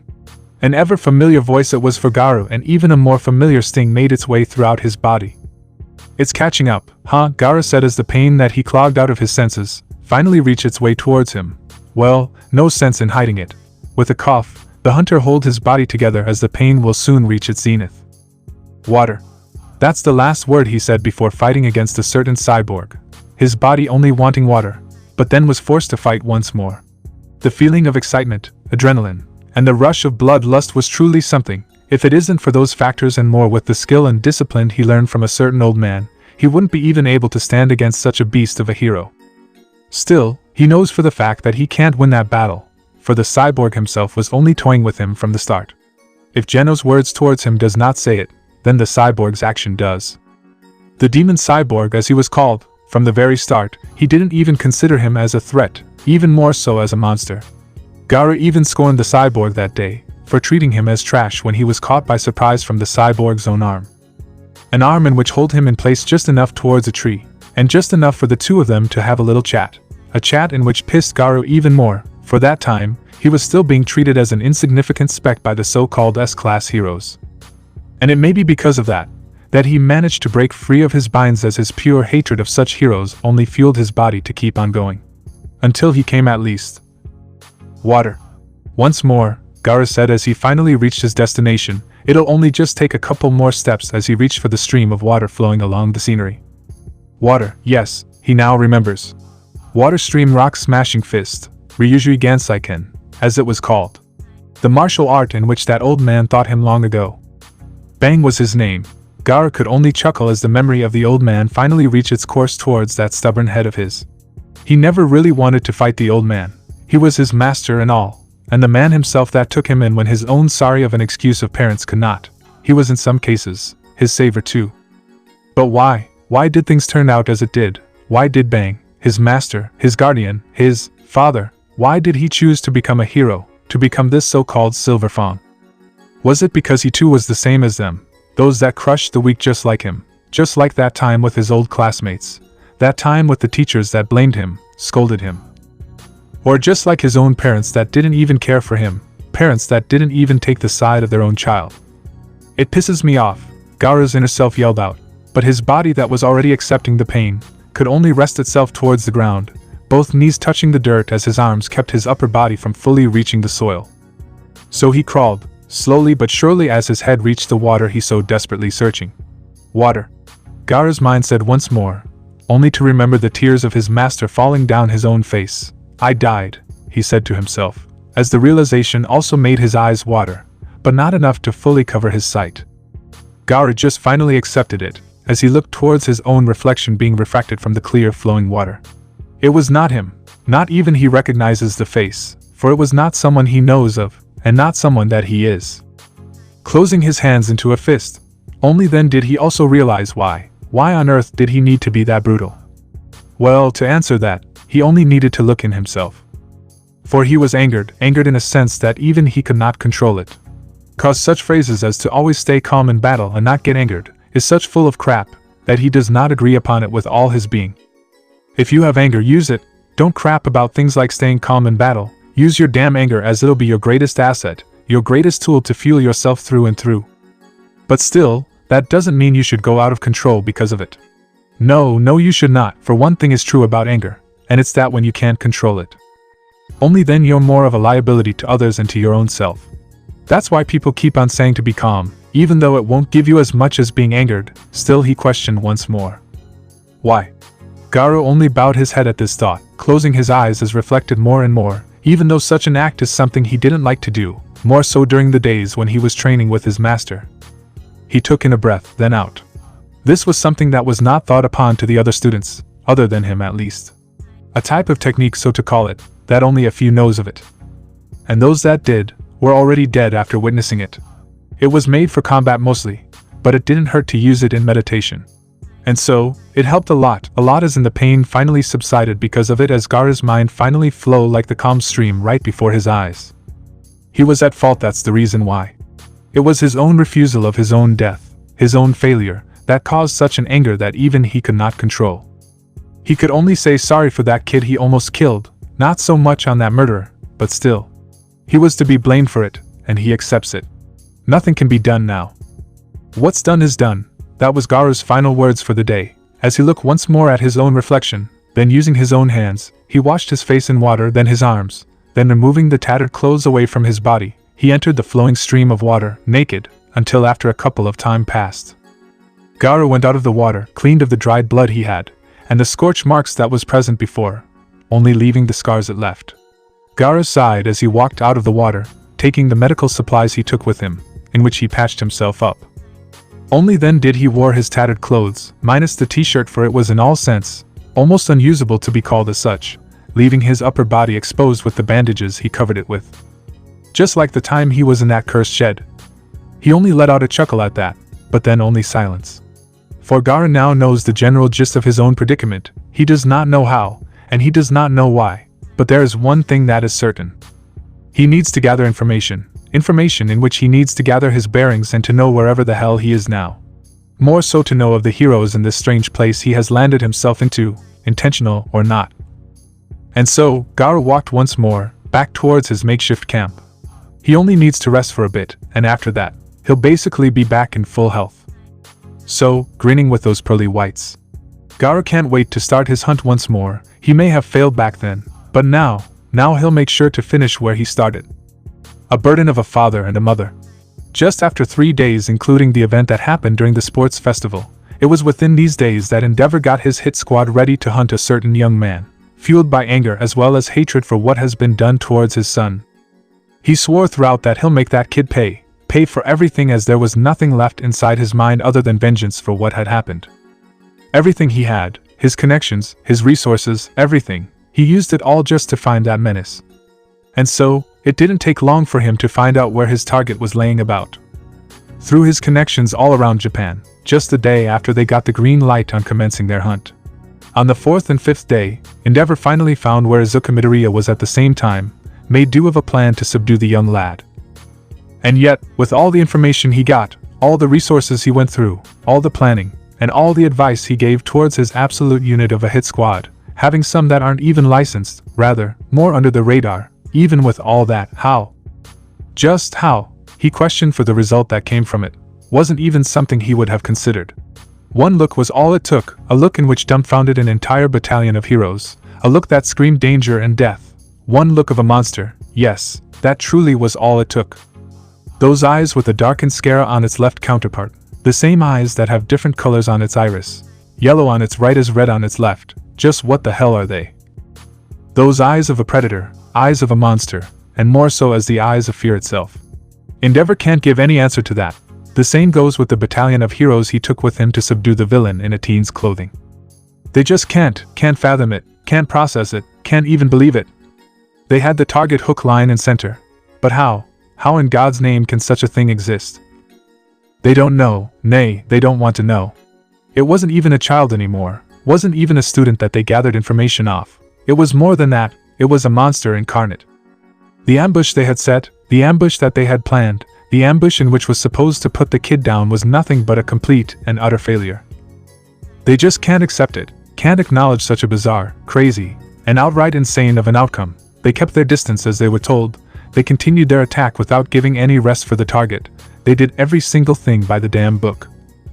And yet, still, it wasn't enough.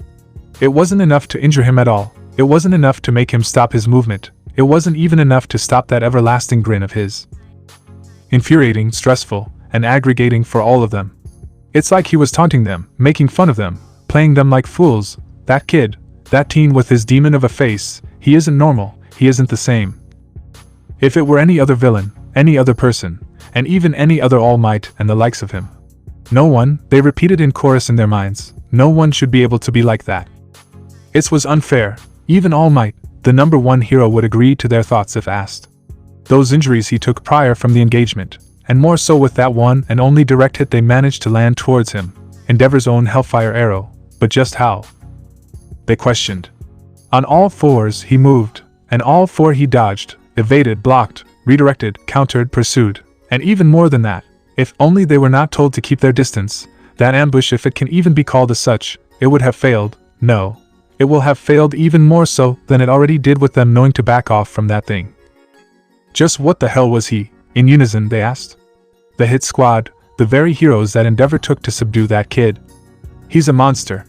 Plain and simple, Endeavor said to the lot, as he made his way out of the same place they had ambushed Izuku Midoriya, Garou. You may all leave, he ended as he reached outside the abandoned shop. The sun, setting on the horizon, as the broken pavement all throughout the vicinity showed itself, with dozens upon dozens of broken cement that lay waste on the area, more so as the inner center of the building he was in moments earlier. He took the soil beneath him, the cement, the dirt, or simply the earth itself.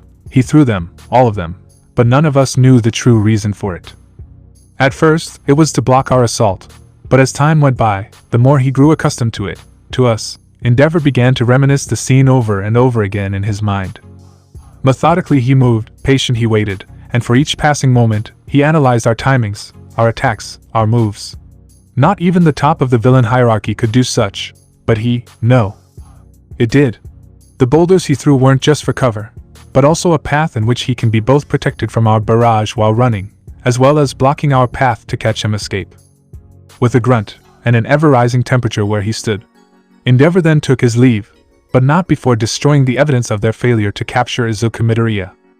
Midoriya was it, or if that's who you really are, I'll make sure, one day, I'll make you pay, even if it means killing you by my hands, he ended. A week has now gone by since the incident that happened during the sports festival at UA High. Now, just after a long and overdue conference between those that are in question, responsible for fixing such a mess, two main personalities were the ones asked to come, rather than those with a badge. The two in which that had an impact towards a certain boy, and the two that's currently on their way, inside the home of a mother in disbelief. All Might and Eraserhead have come to ask a few questions. It's almost dusk. Don't you think it's a bit late for us to ask young Midoriya's mother about all of this? All Might asked Eraserhead as they come nearer at the Midoriya household. Well, we could have been here sooner if it weren't for that meeting with those detectives. Though it is true that during this time, it's less optimal to meet someone that has lost a loved one, but still. It needs to be done, All Might, Eraserhead responded as they have now reached the front door of Midoriya's home. Well, you're right on that part. Then if you don't mind, let me take the initiative on this one. Eraserhead only nodded as All Might knocked on the door, then asking for a certain mother to come out. Mrs. Inko Midoriya, are you there? This is All Might, and well, Eraserhead, we're the teachers of your son, young Izuku Midoriya. We're here on behalf of your request to meet and talk to us, rather than the fine gents in blue. Would you let us in, ma'am? He ended as he knocked one more time. It took about a minute as the noise of footsteps came near and a door unlocking in a rather slow manner. Then it took another minute as the same footsteps wither out from one's hearing, while a rather soft and somewhat defeated whim of a voice came out. Come in. There was no strength to that voice, barely even hearable, but even so. Both of the two heard it and knew that young Midoriya's mother might not be in a good shape. And so with that in mind, the two braced themselves as they went inside, expecting for the worst. Coming inside, the hallway was dim, the atmosphere cold, as a soft light was lit within the dining area. That's probably where Mrs. Midoriya went, the two thought as they continue forth.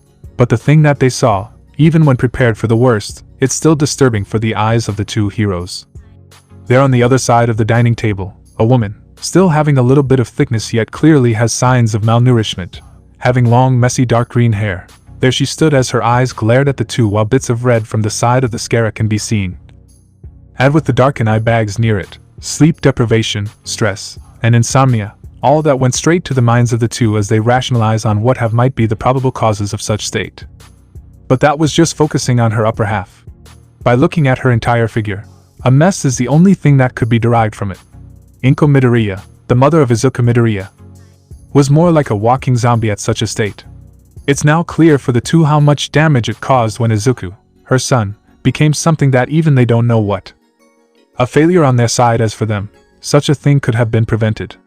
In All Might's case, he cursed the one that could have easily caused such suffering, but in all honesty, that isn't even near the whole truth. While Eraserhead on the other hand, could only blame a bit of himself, being the one in charge of Class 1A, which also means keeping students like Izuku Midoriya in check. Even now he questions himself on what truly did go wrong, and if he could have prevented it in some way or another. But then again, it's no longer of use to dwindle about the past. Now is the time they need to take action in the present and plan for the upcoming future. Starting first at making sure of Mrs. Midoriya's health, and knowing anything at all, that she can offer. Information, habits, unusual behaviors, and more. So, as the two nodded to each other and start the conversation, they were silenced as it was not they which would start it, but rather, it was her. Inko's eyes became sharper than anything that two has seen, her eyes as if judging them, as it looked straight through their souls.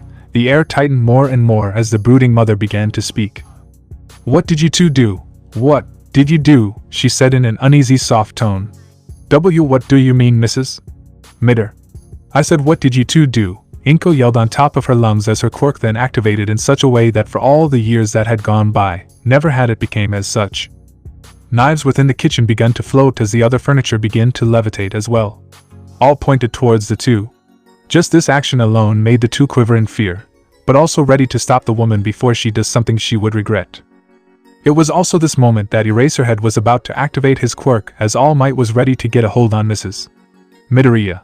But before they could do anything at all, the tense cold air has then begun to dissipate, as the utensils, knives, and other wares that were being manipulated by Inko's quirk began to drop, as well as Inko herself. A clear sign of exhaustion, anger, and distress. All Might was quick with his feet as before Inko fell alone with those dangerously close knives near her back, All Might took her body and slowly put it down near a soft chair. With all the tension dying out, Inko, with her soft and haggard voice, asked once again, "What did you do to my son?" She ended as her body passed out, and her eyes closing. Still breathing, but her health deteriorating as time went on. The two, being fast to respond, quickly took Mrs. Midoriya to a nearby hospital, where she is to recover as time passes by. The presumed questioning about one of the probable costs of what may be the change in young Midoriya's character, gone in an instant, as the two were only left with questions themselves.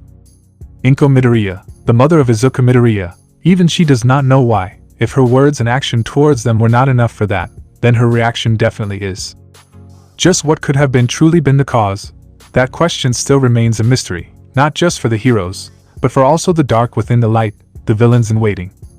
Now at the present day, a total of a week and a half, or maybe 2, in which Garou estimated. His wounds finally healed as he wakes from his makeshift bed. Letting a bit of the cool breeze of morning air pass all throughout his body, Garou, with a rather sluggish, yet still flow-like movement, stood up. This body really needs to stretch more, and be more flexible, Garou grumbled as he stretches his body, then proceeded to lament on what to do on that day. Information, maybe, food, so I can repay those 2 old couples, find out what those freaks want from me, or maybe just hunt a few heroes along the way. To see how well they match with those that I'm familiar of. To hell to think that this place is the same as where I came from, and to hell that I died just before reaching my goal. TSK. Garou then stopped that line of thought as he took in a breath. You're such a pain, you know that, right, old man? As Garou's mind cleared, he then took consideration of the now rather than then. He noticed the area was like one of those mountainous ranges from city to city from where he once came from. Taking note of the scenery and land, Garou took notice of at least one mountain that in his current area was the highest point. Never skip your morning jog. Isn't that what you would say, you old geezer? Reminiscing once more on the brutal training that his master gave them, Garou walked towards the foot of that mountain. And so, after a bit of time walking around, finally reaching his destination, the hunter began to limber himself up for that morning jog. With a deep breath, Garou moved at such incomprehensible speeds that for the naked eye alone, he seems to have vanished as footmarks begun to exist out of nowhere.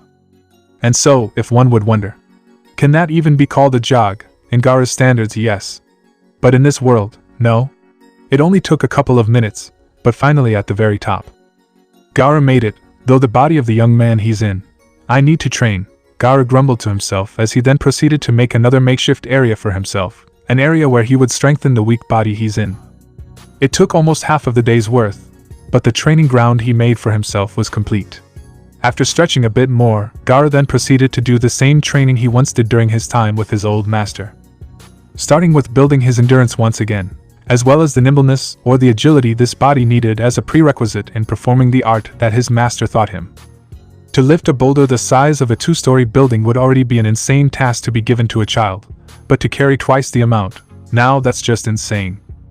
Though that being said, it's also something not even All Might would like Izuku to do, more so without the power of One for All. But Garou, on the other hand, he was no other kid, even back then when he was being trained by Bang. Through his will to become stronger, even the top disciples of Bang at that time were outshined by him, indeed, and more. For all that happened, for everything that was given to him, as well as the care and love the old man gave to him, and even though the whole truth of why that incident happened during those times was never known, even for Bang himself. On Garou's side, he knows. Just already when he first started his training under Bang, the creator of and master of the flowing water rock smashing fist.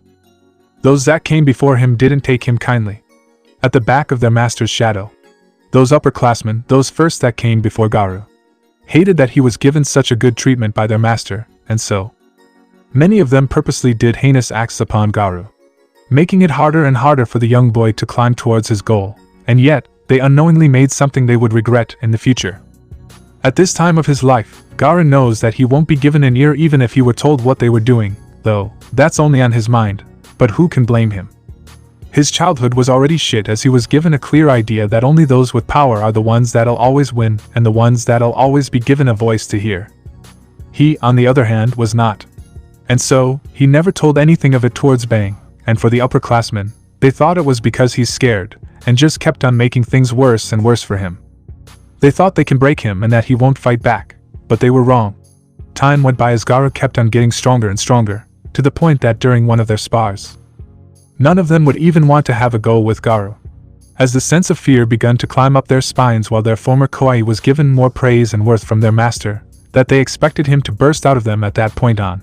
But that point where even their master thought that he would be the next prodigy of the art, he didn't. They thought they were in the clear, they thought he won't do anything against them, they thought that he may have forgiven them, just like how their master would, they thought. At the time when Bang accepted the offer to become a hero, at the time when he was out and they were training alone with Garou, that was the time they got what they deserved. A chosen few of them got an earful from Garou, while the rest were casualties of their transgression towards him throughout the years. The way he broke them, the way he made sure that none of them will ever come back. There was a reason why Shiranko was the only one left in Bang's dojo, and there was a reason why no one came back, even after Garou was kicked out by Bang himself. And that reason was that day alone. A day of infamy for them, while for Garou, a solemn day of the only person he once trusted, becoming something he distastes and has sworn to hunt, a hero. Time went by as Garou had these thoughts, him not even realizing that the body he's in had already grown accustomed to the pain and suffering it had been enduring all day long. The gruesome training he did has now paid off, but it was also something that he fonder about his new body. Taking a rest for that day, he once again took note of his surroundings.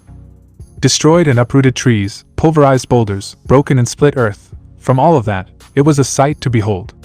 All of it done in a day's worth of training, but it's the after that Garou now needs to take note of. As his body now grown accustomed to the damages he can go through, tomorrow was now the time for him to refine his martial art. Ryuji Gansaiken, Water Stream Rock Smashing Fist. And so, after a long night's rest, Garou once again kept on doing his training over and over again, no longer keeping track of the time that has gone by since his arrival at such a world. From the days, maybe weeks, or probably months that had gone by. No one knows of where he was, no one knows of the place he had been training, as only the distant rumblings of earth-shattering sounds were left from the training Garou has been going through. It may have been easy for Garou to perfect his master's martial art, but without a proper opponent, or a primer of sorts to get him farther, a few of the following weeks that had gone by was wasted on him just focusing and remembering the last time he fought with his sensei. Making an image in his mind of his master, as he fought against it over and over again. But, no matter how fluid and near-perfect his movements have gotten, even in his mind he still cannot beat the old man. It angered him as his form grew fiercer and fiercer, and the air around Garou's hand whistled as if turbines of the fastest plane ever created by man was near. Still, once again, even with his anger, even with his discipline, and along with his training, the image in his mind, the old man in front of him, he still could not beat him. "I'll be damned that they say you're a hero, you're more of a monster than I am," Garou inwardly said to the imaginary Bang in front of him, only then to stop for a moment and take calm on his frustrations. Silence began to reign once more, as Garou once again continued to his training, a training in which no one would even believe if they saw. To see a man do such feats is already inconceivable. But to see a kid, a teen, though it is Garou that's now residing within such a body, it's still beyond belief to believe that such a physique of a young teen could handle the strains of his training. It'll be even more so unbelievable if it were to be seen by the former master of the boy's body. All might, if it were him. Just to think that he's in the same body as the teen that can barely use the entirety of One for All, it's ludicrous. But somehow, someway, as if like his original body when fighting those S-class heroes, it also has affected this young boy's entire being. The body in which the boy named Izuku Midoriya, now in the hands of a true warrior, a true fighter, a true worthy successor, is now slowly strengthening, hardening, and shaping itself to compensate with such intense forms and various movements that it's being forced upon. The kicker about this fact, though unknown to the naked eye, the body that Garou is currently shaping didn't break even once. Compare that when it's being used by Izuku Midoriya. It's just strange and somewhat unclear as to why. Maybe, just maybe, the body was accepting the pain, the struggles, and the pressures of Garou's regime, unlike with the usage of One for All. And if it does, what could this mean? Why would it like that? Is it because the body never really wanted powers in the first place? But that would be something far-fetched and stupid to assume. But then again, it's Garou we're talking about, a man that has no such thing of a mindset that's like with the former owner of the body. For on his side of things, as his quote to Terio, if you don't want to get bossed around or mocked by the people around you, you just need to be stronger. And hence, the mindset that one needs powers to become something that person wants, won't be taken lightly with how Garou visions strength. So once again, as if the body didn't conform with the ideology of having powers, quirks to become strong, to become something it could be even without it. Maybe that's the cause for the weakness it had back then, a weakness that, unlike with the other successors that didn't have any of those fallbacks, no breaking of bones, no discoloration, no nothing.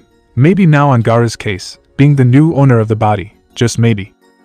Unlike with the mentality of becoming something, like a hero, that needs quirks, powers, disregarding other ways to become stronger, maybe that's why. Maybe because of another person's point of view about strength and how to achieve it, to take it, to form it, and to make it his. Maybe the body was just opposed to the thought of becoming something with an attribute it doesn't have. Maybe it's because of this, a different view, a different use, and a different user. To strengthen oneself, it doesn't need to be through special means, it doesn't need to be something it isn't, rather. It just needs to be something it can be, and will be, through hard work. Isn't that how Garou became this strong? Bullied and treated as the weak one in society, made to be the monster, the loser, the powerless. In a society where those with power truly shine more than those without, and those without, just like what happened to Garou, thrown on the sidelines as they're branded as the weak and pitiful. Something insignificant at the end of all things. It angers him, even when he fought a certain demon cyborg.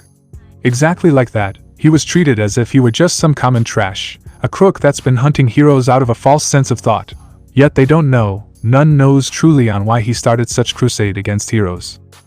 Though the answer to that, can it really be answered simply? For Garou from another time, another world, another place, against a bald hero. For him, it was true and unbiased justice that he sought for. Where people that were given power can no longer trample down on those without, and so, he'll be the primer of such a world.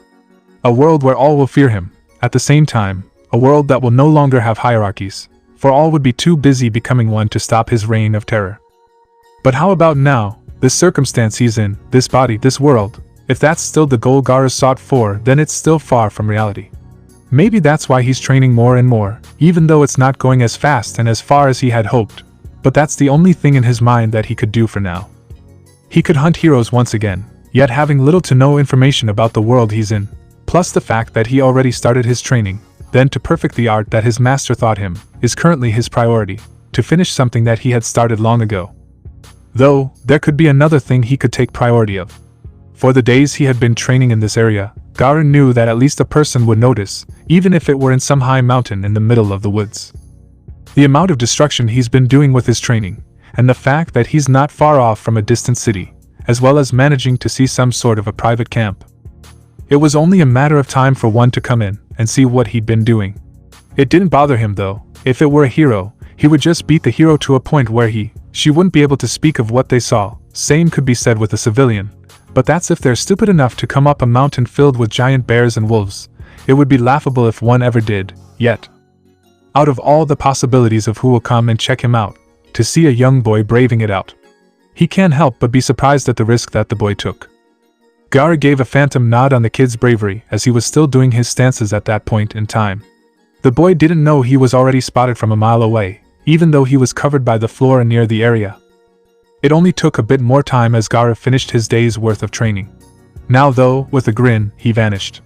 Confused and rather startled by what just happened, as the teen in the eyes of the boy just vanished without rhyme or reason, the kid uncertain on what to do and worried on what might happen if stayed for longer in an area with him alone, he then hurried back at a certain camp near the mountainous area.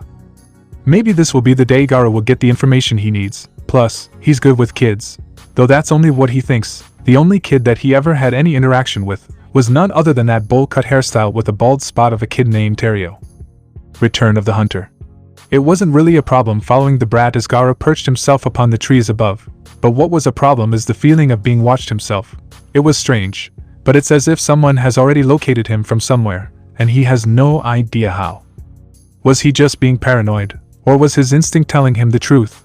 Only time will tell now as the young boy finally reached an opening from the dense forestry he went through. Now out in the open, the boy ran as fast as he could towards a nearby dorm camp, just a few meters away from the forestry he went out of. Garou, on the other hand, was left intrigued.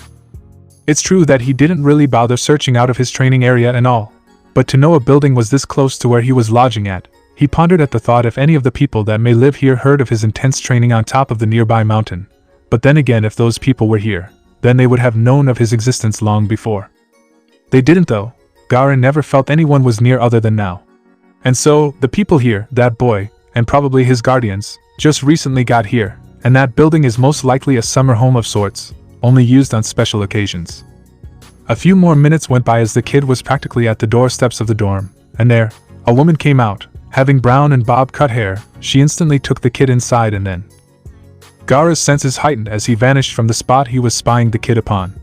A man came in as he slashed the air from where Garou once stood. The man was bewildered and shocked, but then looked towards where Garou hid. How did he know? Still, Garou has no clue, but before the man could do anything, Garou vanished once more. His movements were just too fast to be seen, that even the feeling of him being watched by something went away for a brief moment, only to locate him once again.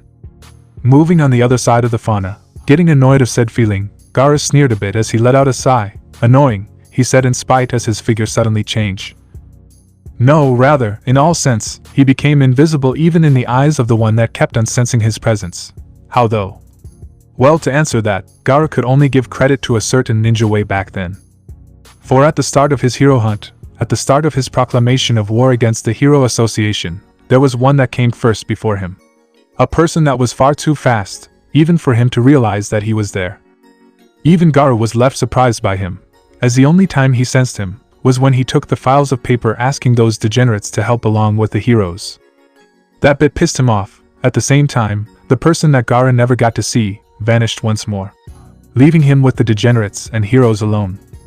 A lucky day that was for Garou, because he's for certain if he were to fight that speed-focused person, he has no chance in even landing a single hit. That just goes to show that it isn't just the heroes that are powerful, but there are also others out there. Anyhow, after that encounter, and after beating the ever-living hell out of everyone inside that place, Garou has always pondered on how that person did it, how he managed to slip even from the eyes of the hunter himself. And so, through training and meditation of all his past encounters, Garou somewhat acquired that skill. His heartbeat almost too slow to be noticed, his presence completely covered by the fauna he's in, as his movements lay no sounds as if he was a ghost in this world. The eye that was looking at him from before no longer senses him, nor even sees where he is, same as the man that was pursuing him earlier before. Only confusion and wariness were left from them, as Garou moved in a ghost phase, entering at the back of the dorm camp, with no soul even knowing of his person being inside. There, he entered a hall leading towards a kitchen, nothing of interest, so Garou moved further inside. With just a couple more silent steps, he reached the room where the kid and that woman was at. It seems that it wasn't just her, for another woman was there.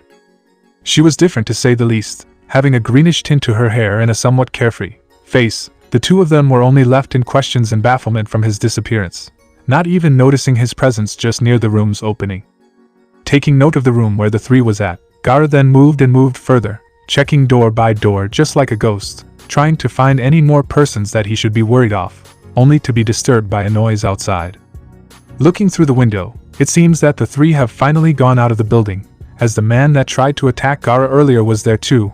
Then a thing that resembles a monster came, then crumbled as another woman fell from it, landing on her feet. This time, said woman was a blonde, and by the looks of it, she seems to be the type of being excited, to say the least. Garou just had a feeling about her, but anyhow. It seems there are a total of 5 of them, 3 women, 1 man, and a child. They were now talking to each other, probably getting their guards up because of him. Does it matter though? No, not really, but that just means he won't be able to move freely around this place, as long as those 4 adults were there. Maybe he'll just find a time where he could get his hands with the kid. If anything, it's easier for him to talk with the child rather than those adults, for it seems none of them are too keen to talk, well, at least in this world. They have a better response time against me, unlike with the Hero Association. Garou smirked a bit, for he's hoping the heroes here were different than those he once fought. Well, at least a bit different. He just hopes that none of them are far too weak for him. Because if they are, then this would be one boring time as he ascends to become the hunter he has always been. More moments passed as 2 of the 4 adults went their way. The green-haired woman and the man were left with the kid. Garou was still inside the dormitory, but soon enough he'll make his move and look around more within the place. Hopefully, he'll get his chance to have a small talk with the kid. Though then again, why with the kid? Couldn't he just find the information he needs by looking through the place? A book about this world is bound to be just laying around, or even a phone that's connected to the internet will do, or better yet, Garou could just beat the hell out of the 2 and make them speak. But it seems the hunter has wised up a bit. Not everything can be solved through violence, and not everything can be solved on his own, so talking with anyone that would hear him out was the better choice. And lucky for him, that kid was his best bet. Being much less of a threat, much less of a nuisance compared to adults, and well, Garou couldn't really tell why, but talking to kids were easier for him, or maybe not. He's still annoyed by the lot of kids out there, but he can't find it in himself to be angered at them, though that's only with the case to those that aren't bullies. Just that thought alone makes Garou furious. Well, enough of that as Garou took a breath. It's time for him to go back on point. It seems the two have loosened their guard and let the kid go. Said kid was now minding his own business until... I'm going. Tell Shino-san I'll be back later, the kid said as he walked away from the two. But Kota, you show?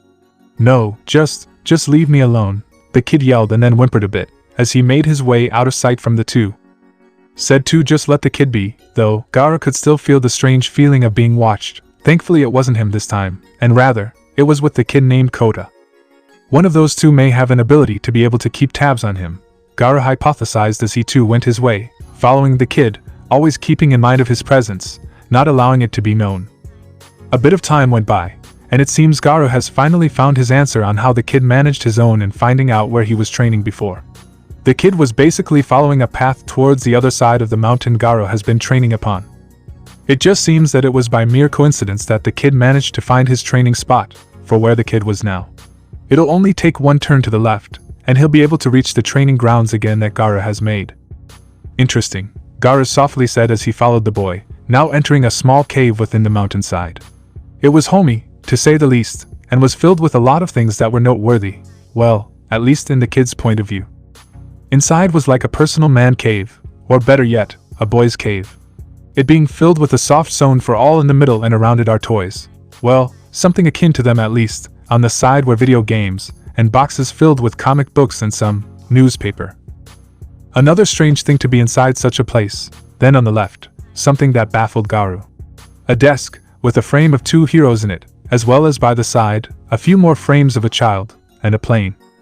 Seems like they traveled a lot back then, Garou questioned, as the biggest thing that took his notice is the globe just near those pictures. It was strange, at the same time, mind-boggling for the hunter. To see a globe where multiple continents lay, truly, he's in a world far from his own. As he minded his business, looking at the piece with intent, it was only then that Garou noticed that the kid was staring at him. His eyes wide as his hands were shaking, trying to hold a portable PlayStation. It seems even the kid was surprised in seeing Garou's figure, to the point that the kid may have just accidentally bumped into him, before realizing there was a person looking through the heirlooms the kid was given. Why you're the... The kid covered his mouth as an intense pressure was put upon his shoulders. Garou was now holding the kid just a bit on his shoulders. The pressure he gave off made it loud and clear for the young boy to stay quiet. Don't you yell now, brat. Or whoever among those two might come here will pay for it. Garou said with tense sharpness on his words, making sure the kid does not dare to do anything stupid. Good, Garou ended as he took away his hand from the kid. So, you finally saw me, Kota was it? He questioned the boy, only for it to be answered with a nod. Kota was tense and uneasy. The pressure, even though he was no longer held by the shoulder, the pressure the teen in front of him spewed out by his presence alone, was more than enough to keep Kota by his toes. Why you're... Kota tried to speak, but those sharp eyes staring at him was not helping at all for his demeanor. The one you saw earlier this day on the other side of this mountain. Yes. As for the name kid, maybe you know who I am, Garou grinned as he flicked his finger on the kid's forehead, somewhat playing with Kota's mind. Ow. Kota scratched his forehead as the flick earlier on hurt a bit. Just what do you want from me? Kota questioned as he tried to keep his cool. He needed to buy some time even if he were to ask stupid questions such as that. For sooner or later his cousin and friends will come and save him, well, hopefully at least. If the teen in front of him, staring sharply with a gaze he's certain enough that it could even freeze pro-heroes at their tracks, was able to sneak along with him, Kota shivered at the thought that Tomoko's, Ragdoll's, quirk isn't able to fully track the teen's movement. He could only hope for the best as time will tell what will happen with his predicament. Moments passed in silence as Garou was trying to find a way to get reliable information out of the kid. Using fear is nice and all, but with said fear, it'll make it harder for him to get anything from the kid. Beating it out is not an option, so how about trying to reset things? The kid's tense and Garou is sure he was just buying for time when he asked that question to him. Smart, but no one will come unless Garou lets them know of him being with the boy. Still, Not a bad move from the kid, but Garou won't get anything from the brat if they're on bad terms. Guess resetting things won't be much of a hustle, not like there are other things I could do. With a sigh, Garou raised both his arms. Alright. I'll tell you what I want, brat. But how about we get things clear first? How about it? Garou asked as he gave a bit of space for the kid, giving him some breathing room. Sure. Kota answered, making Garou smile a bit in a devilish grin. Who knew it, I was great with kids. Garou inwardly laughs as he disregards the terrified face of the kid while staring at him. Clapping his hands together, Garou then slowly lowered his body a bit, reaching his eye level with the kid. Well then, first things first. No one's coming, not unless I let them, so instead of trying to buy some time for no one. How about loosening up first, kid? That statement from Garou made Kota freeze even more. He knew about Kota's plan to buy time, but it wasn't that which made Kota sweat in fear. Rather, it was about Garou knowing that no one will come for him, as by his words. Unless he lets them, there may no longer be a chance nor hope for Kota to escape this conundrum. He should have listened and stayed with the two, but it's his fault now that he's in this kind of situation.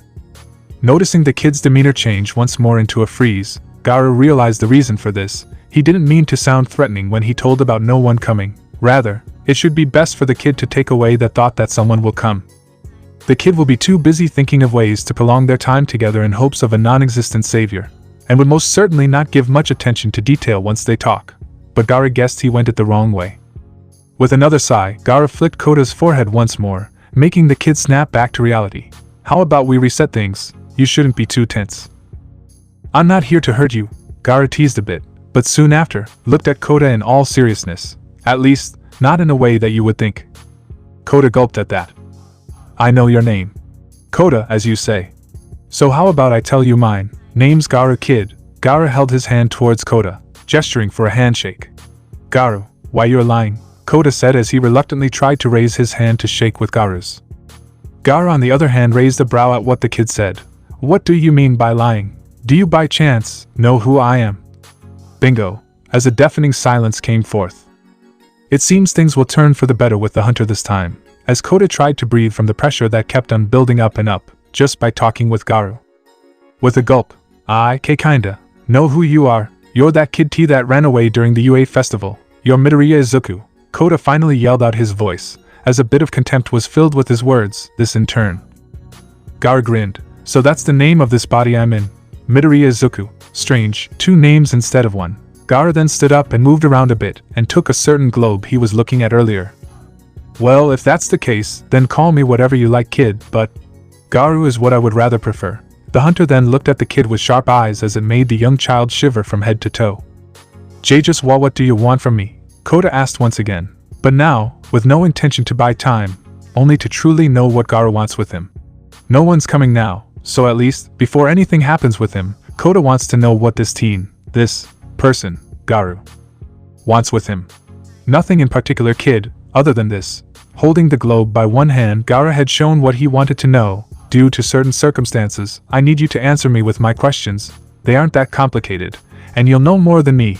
Heck, they would even sound dumb once I ask. But, just tell me, about this world. Ending with those words, Kota was only left with bafflement and confusion. Just what the hell does this Garou want from him? Why ask such a stupid question? Just what in the hell? Hours went by as slowly. Kota finally understood what Garou meant. Well, somewhat. There was a feeling that he was only given half-truth by the man himself, but he can't risk asking about it. Apparently, as Garou said, he lost his memories during that bout with the heroes during the festival. Kota finds it hard to believe, but as soon as he questioned about what Garou knows prior to those events, it seems to be likely, to Kota's case at least. With Garou's case, he was in fact lying to some degree, using the loss of memory act to get the information he needs. Plus, if he ever tells the kid he's actually from a different world, it'll just sound that he's crazy. So all in all, telling the truth is basically telling a lie that none would believe, even though it is in fact the truth. Anyhow, going back to what they were talking about with each other. Garou began to take note of what world he has been put into.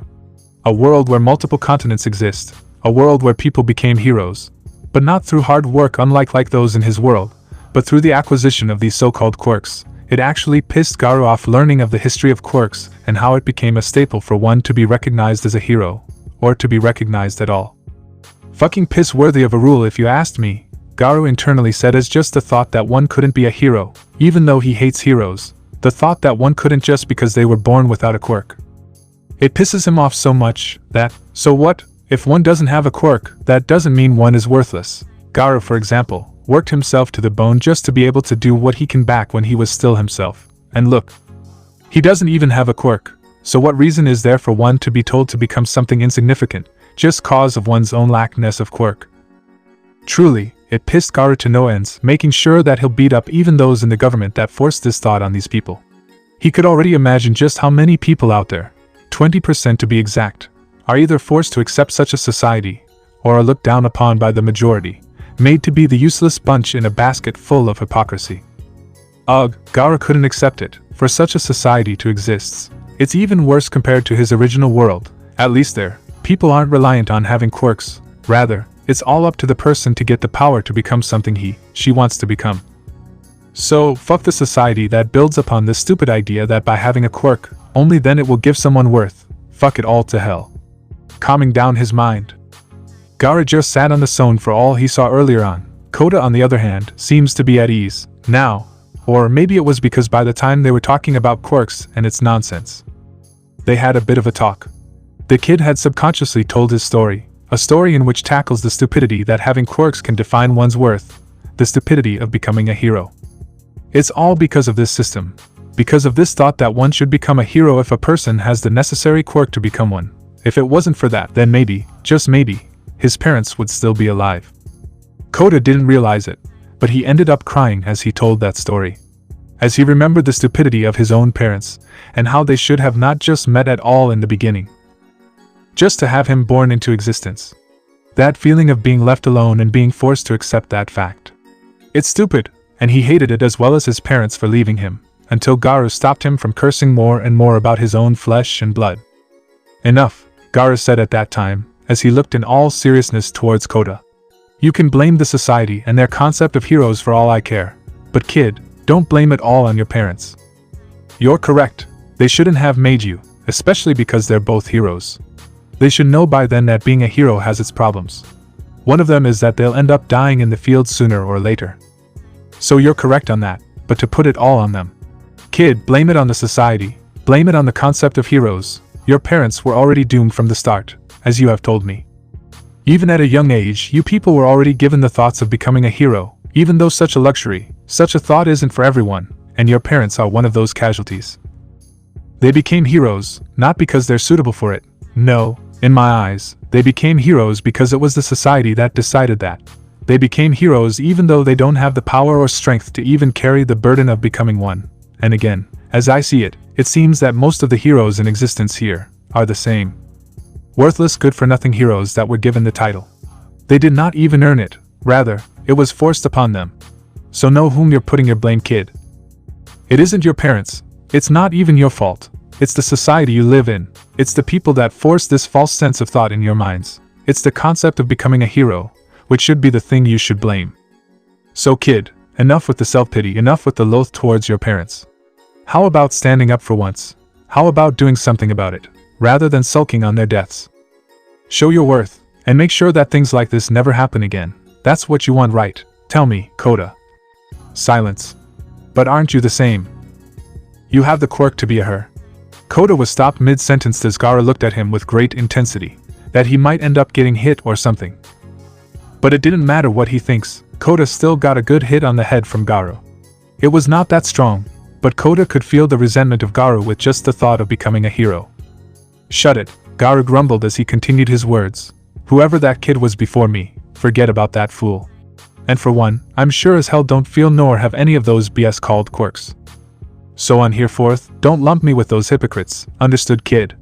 I understood, sir. Kota bowed his head a little from Garou's sermon, but not without having a small smile after it. All that was said that day, Kota took it into heart, and that's why he was at ease. As someone finally gave him the hard truth, the answers to his questions, the goal he needed to achieve in the end. So in all sense, for Kota, Garou was welcomed wholly.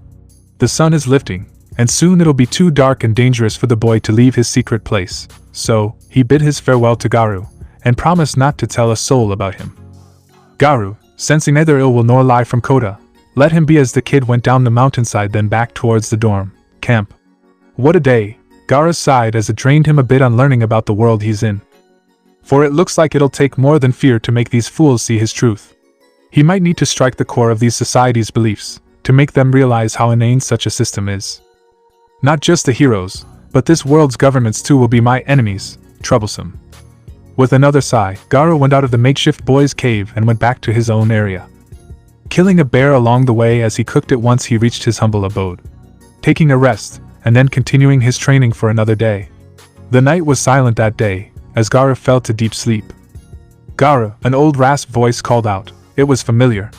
Morning came as a drop of tear fell from Garou's eye, him not realizing what it meant. The hunter just shrugs it off as he went back to his training ground.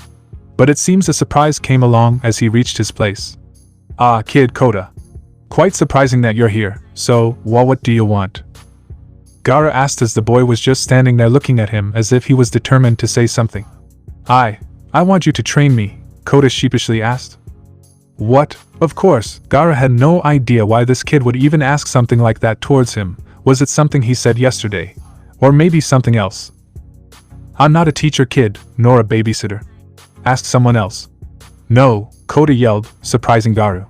There is no someone else. I'll rather die than train with a hero. The kid reasoned out.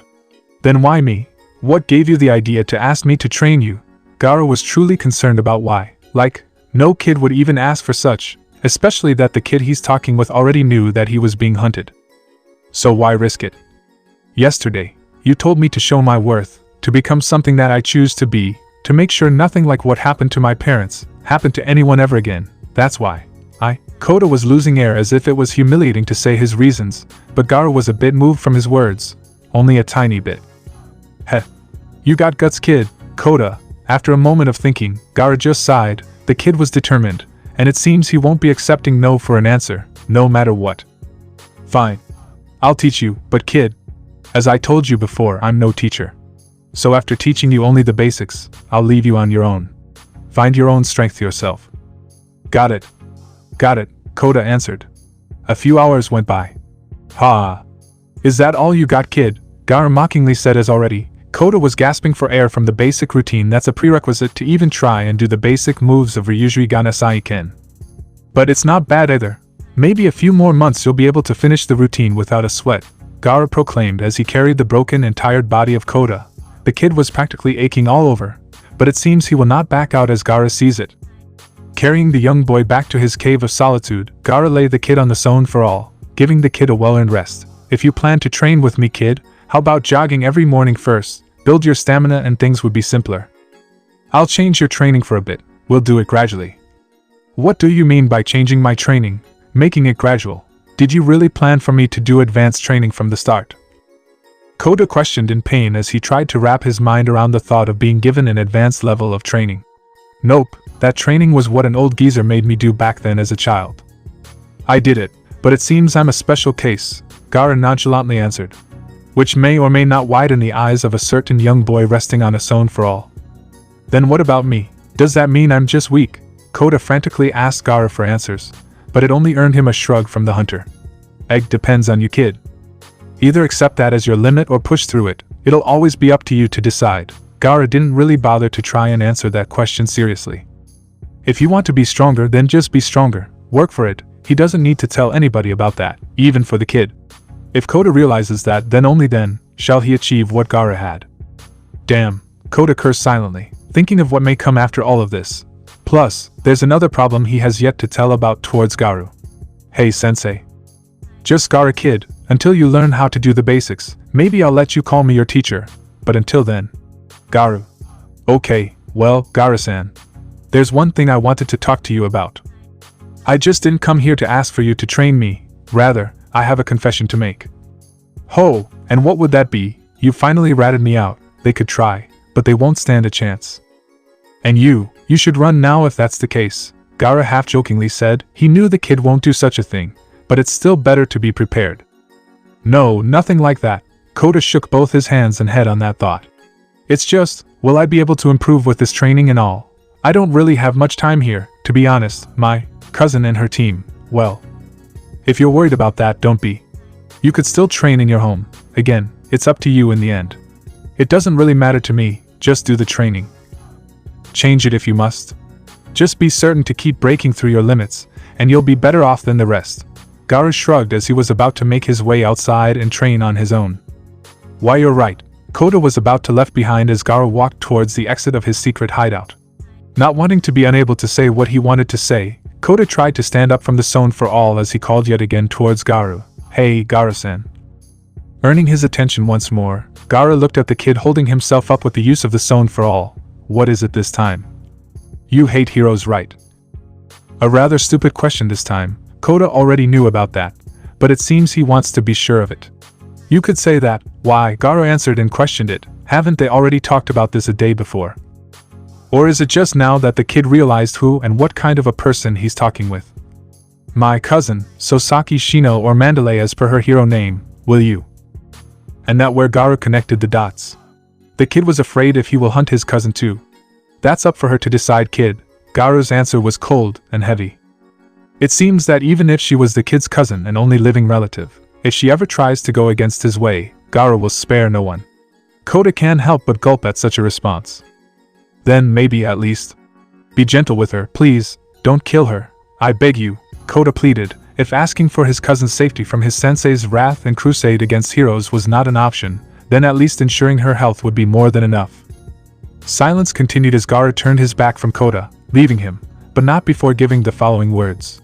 We'll see, kid, we'll see, he ended. Days went by as Kota slowly but surely progressed more and more. His training with Garou was proving fruitful. At the same time though, it was lacking. Kota couldn't put it into words, but Garou does know that he has a quirk. Weak as it may, but he still has one, and yet, all the training he's been doing was more grounded with the physical aspects of his being. So, it made Kota a bit worried. If he were to believe Garou had lost his memories after the UA festival, which he somewhat does, even though Garou himself told about not having a quirk, it's still unbelievable for the kid to rationalize that it's true. At first, Kota just thought Garou doesn't really realize it, that he has a quirk, but as the days goes by with him, slowly, but surely, it seems to be truer by day. Or he may be wrong, but his gut feeling isn't giving any doubt. Should I ask him again, just to be sure? Kota was still trying to cope with the possibility of one not having quirks that can go toe-to-toe with pro heroes, but it still proves to be unlikely. Maybe, without realizing it, Garou has been using his quirk all along. I mean, how else could he destroy a boulder in one fell swoop, as well as cutting it in a perfect spherical motion? It's just too unbelievable, but believable at the same time. Why believable? Well, Garou's words to him speak in volumes in itself. Unlike with those other people around him, Kota is certain Garou's words have more weight and meaning compared to those hypocrites. Still, will it hurt to ask? Garou-san, I have a question to ask. Kota went towards Garou as he was in a state of pure focus, his form not even budging from the strain of keeping it still for hours on end. Are you done with your training?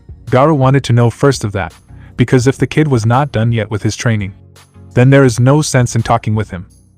Why yes, kind. Then go back to it. Garou instantly cut Kota off as he began to move from his spot, striking on something, an invisible opponent, which only Garou could see. But this is important. Please hear me out. Kota was now treading on thin ice as he still tries to ask for a time to talk with Garou. TSK. Getting bothered while he was fighting with an imaginary figure, Garou stopped and turned to the little brat, giving all ears to what he's about to say. Get on with it, he grumbled, gathering all his strength and will to ask such a stupid question. Kota finally said it. Will you ever give me training with my quirk? Yo, what? Garou almost spat at the kid's words. Just what the hell was he thinking? Already seeing Garou's reaction, Kota became a bit sheepish as he continued on. Well, USC. Massaging his temple, Garou just held his hand towards Kota, signaling him to stop. Stop. I told you before, kid, I don't have a quirk, and you don't need your quirk to do what you want, to achieve your goal. So if that's the only thing you have to say, then end it there, just go back and finish your damn training. I am sorry, Kota looked down after that. Don't be sorry, be better. Garou tried to shrug off the stupidity of such a question. The kid better be better, if not, who knows what he would do to the kid's noggin. Then I'll go back.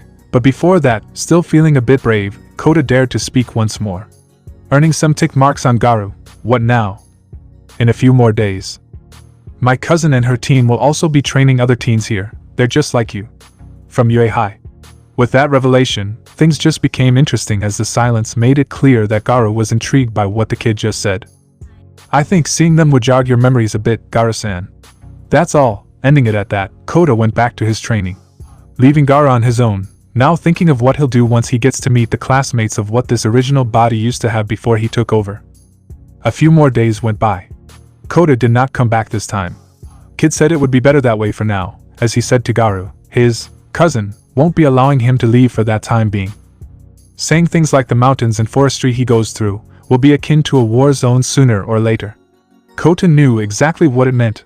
Basically, the whole area would be the training ground for the students, but for Garou, it would mostly be just a walk in a park, quite literally. Kota has no doubt if Garou were to ever meet one of his cousin's friend's quirk monsters, those rock figures, his sensei won't even sweat at taking care of it. As for the traps along the way, if he ever comes near the other side of the mountain, maybe he'll trigger one, but being his sensei and all, Kota cannot even fathom seeing a measly trap made for teens, even if his sensei was a teen, would be able to do anything towards him. So all in all, Garou was better off. Plus, by not being there with him on the other side of the mountain, Kota's cousin's friend, that blonde-haired teammate they have, won't need to send those rock monsters to keep an eye on him.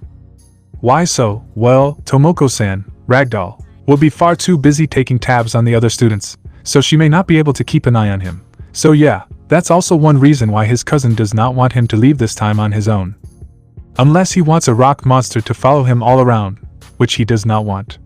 What a day will it be for him, as already when he was introduced to the whole UA students that day, it already pissed him off how the lot of them act as if they're already heroes. They aren't, they are just students in training, not heroes going on a trip to further themselves, which is still somewhat the same, but Kota would rather not think of such. The day was just annoying. It just makes him wonder, what is his sensei doing at the moment? Will Garou take a look at the other students? Or will he just stay on the other side, not risking being disturbed? Kota truly wonders. In Garou's case, it seems to be a good time to check out those other brats, but at the same time, as the sounds of destruction can be heard on the other side of his abode, this could also be a good time for him to sneak by the dorms where they're currently lodging. Who knows, he might find something interesting there, or a stone monster would randomly show up in Garou's field of view, as it heads towards the sounds of destruction caused by the students on the far side of the mountain. Well, when in Rome, Garou snickered as he followed the giant rock monster towards where all the fun was. It didn't take long till Garou manages to have a look at the brats that this original body used to hang out with. Seeing a loud-mouthed blonde already screaming on the top of his lungs as the kid yells out, "Dai-ai, Shinani," towards another rock monster that was already there.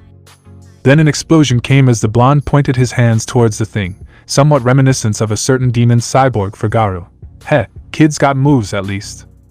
Garou complimented the hot-headed teen, did a barrel roll once the explosion sent him flying, then doing a superhero landing once he reached the ground. I'll give that 8 out of 10, for effort in trying to look cool, Garou scored, but he was simply being sarcastic when he said that. Of course, he wasn't impressed, why would he be? For all he sees are brats acting like heroes. Case in point, one of them actually went out of his damn way to look like one. In Garou's eyes, the brat was in a full armored suit, while some sort of engines, turbines, exhaust, or whatever the hell was on the teen's calves, the only thing that matters is that full armored brat suits more of the theme that a hero should look like that. Ludicrous. Garou was simply not amused by it, plus, the brat looks stupid in his eyes. They can play hero all they want, but the fact that they're having trouble with a dumb and slow rock monster that turns to soil once one damages it enough, tells volumes of how weak they are. Take away their quirks, then what will that make them? Casualties. Pointless casualties. Garou noted that in his mind as he continued on analyzing their quote-unquote training. Lackluster, that's the word that is best suited to call those students training. There was no bloodshed, no threat, no nothing. If one were to train, there should be at least something that could give that person a challenge, and there should be risks involved in it. So what if they got hurt or knocked out by that big dumb rock monster, as Garou sees it, already from the start? That thing, that worthless slowpoke, wasn't there to kill those brats, rather to just test them, so much for giving a real-life demonstration of what truly is in the field. What's more, is that those brats seem to be taking it badly, which just further proves to Garou that they're weaklings. Though what Garou does not know, is that because Todoroki and Midori are out of the picture, the powerhouse of Class 1A has significantly dropped to a degree that it's mostly Bakugo, Lita, and Tokoemi that's carrying the entire class. Going back at the lackluster training, it seems that even with the disadvantage of them only having a few reliable frontliners to take on the rock monsters, at least the rest of the worthless group is doing something to help. Basically being the support, as one of those students seems to be creating weaponry and equipment out of nothing, and then giving it out to other students that lack the means to damage those monsters. Better than not doing anything. Garou scoffed a bit as his verdict for the brats has been made. They're all not worth my time, Garou noted as he decided to just leave in. And Midoriya, a voice of a girl suddenly spooked Garou, and yet, there was not even a sign of the said girl, other than her voice giving the hunter her general direction. He didn't even notice her. May it be that his attention was more focused on the other brats, or this invisible girl, like a ghost, is able to bypass Garou's senses. No, could she? Garou was baffled by this as his figure grew in front of the eyes of the girl. As if a monster was beginning to realize her existence, ready to choke the life out of her. This was not the intention of Garou though, but in all honesty, even with Kota's case, any sane person would easily tremble and scream for help once they get a feeling of that dreadful aura that Garou seemingly radiates. It isn't his fault that he's one scary animal, it's just that his figure had already changed since the last time the public got a glimpse of him. For the invisible girl, or Hagakure, her name, the Midoriya she recalls, was before the whole fiasco with Todoroki, Endeavor, and All Might. A teen with green hair, green eyes, and an ever-endearing smile when the topic goes towards the heroes. But this teen in front of her was none of that. A dark violet tint covered his hair instead of the vibrant green, while one of his eyes was like Aishido's, but more terrifying, as she was certain if he tried, it could kill a person if he tries. His body, taller, more muscular, more refined, hardened, and scarred by what seems to be the fruit of intense training, while quite a few gauzes covered his hands and lower abdomen. The hands, in particular, Hagakure could clearly see even with the gauze covering it. His hands had stains of blood on its knuckles. May it be from his own flesh or something else entirely, she could only gulp, as those same hands may give her the faith that Todoroki got. Don't you dare scream. Garou ended the silence as he ordered her not to do anything rash.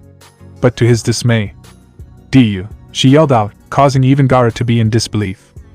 Just what the hell was she thinking, and where did she get the courage to even yell right in front of Garou's gaze? Well, to answer that, let the entirety of Class 1A rushing forward where the voice came from be the answer, as Garou was even more surprised as the other brats clearly disregarded what they were doing earlier and just started to sprint in his direction. Did they plan this? The hunter questioned, as what he guessed was closer to the truth. In correlation to what happened to Todoroki, Shoto, as well as the sudden change in Midoriya, Izuku. Class 1A didn't just stand around and do nothing about it, rather, they did the exact opposite. They made a plan that if they ever get to see or have a glimpse of Izuku Midoriya, they'll not just avenge Todoroki, but they also planned to save Midoriya from whoever was controlling him. Using Izuku's hero name as the signal. Deku was the only word they need to know who and what exactly was there. That was their plan, and they properly trained for it. Why? Because if they aren't able to bring him back, then the confirmation from the authorities to eliminate the teen would commence. How did all this come to be? They questioned, but the answer came from a person in which shock even the number one hero himself. A goal to achieve. Digu, Hagakure screamed out as her voice was heard by the entire class. Garou was rather baffled by what the girl did, as the sounds of footsteps rushed towards their location. The other students that heard her call, as Garou looked, sprinted towards them in a way that wasn't normal by any means. As none of them took the straight path, willingly at least, to see what's the commotion is all about. Rather, as Garou sensed where some of them were going, the teens were forming a perimeter from the area he stood. Was this planned? The hunter questioned himself, as this same scenario is as familiar as his time with those A-class heroes that wanted to hunt him down. Surrounding him and making sure he has no way out. Well, at least that was the plan. Before Hagakure could get away, as Garou was preoccupied discerning where her colleagues positioned themselves, she felt a cold, hardy grip hold on her shoulder, as her being instantly lost strength to even move. What happened? Why can't I? Hagakure's mind panicked as the realization settled in.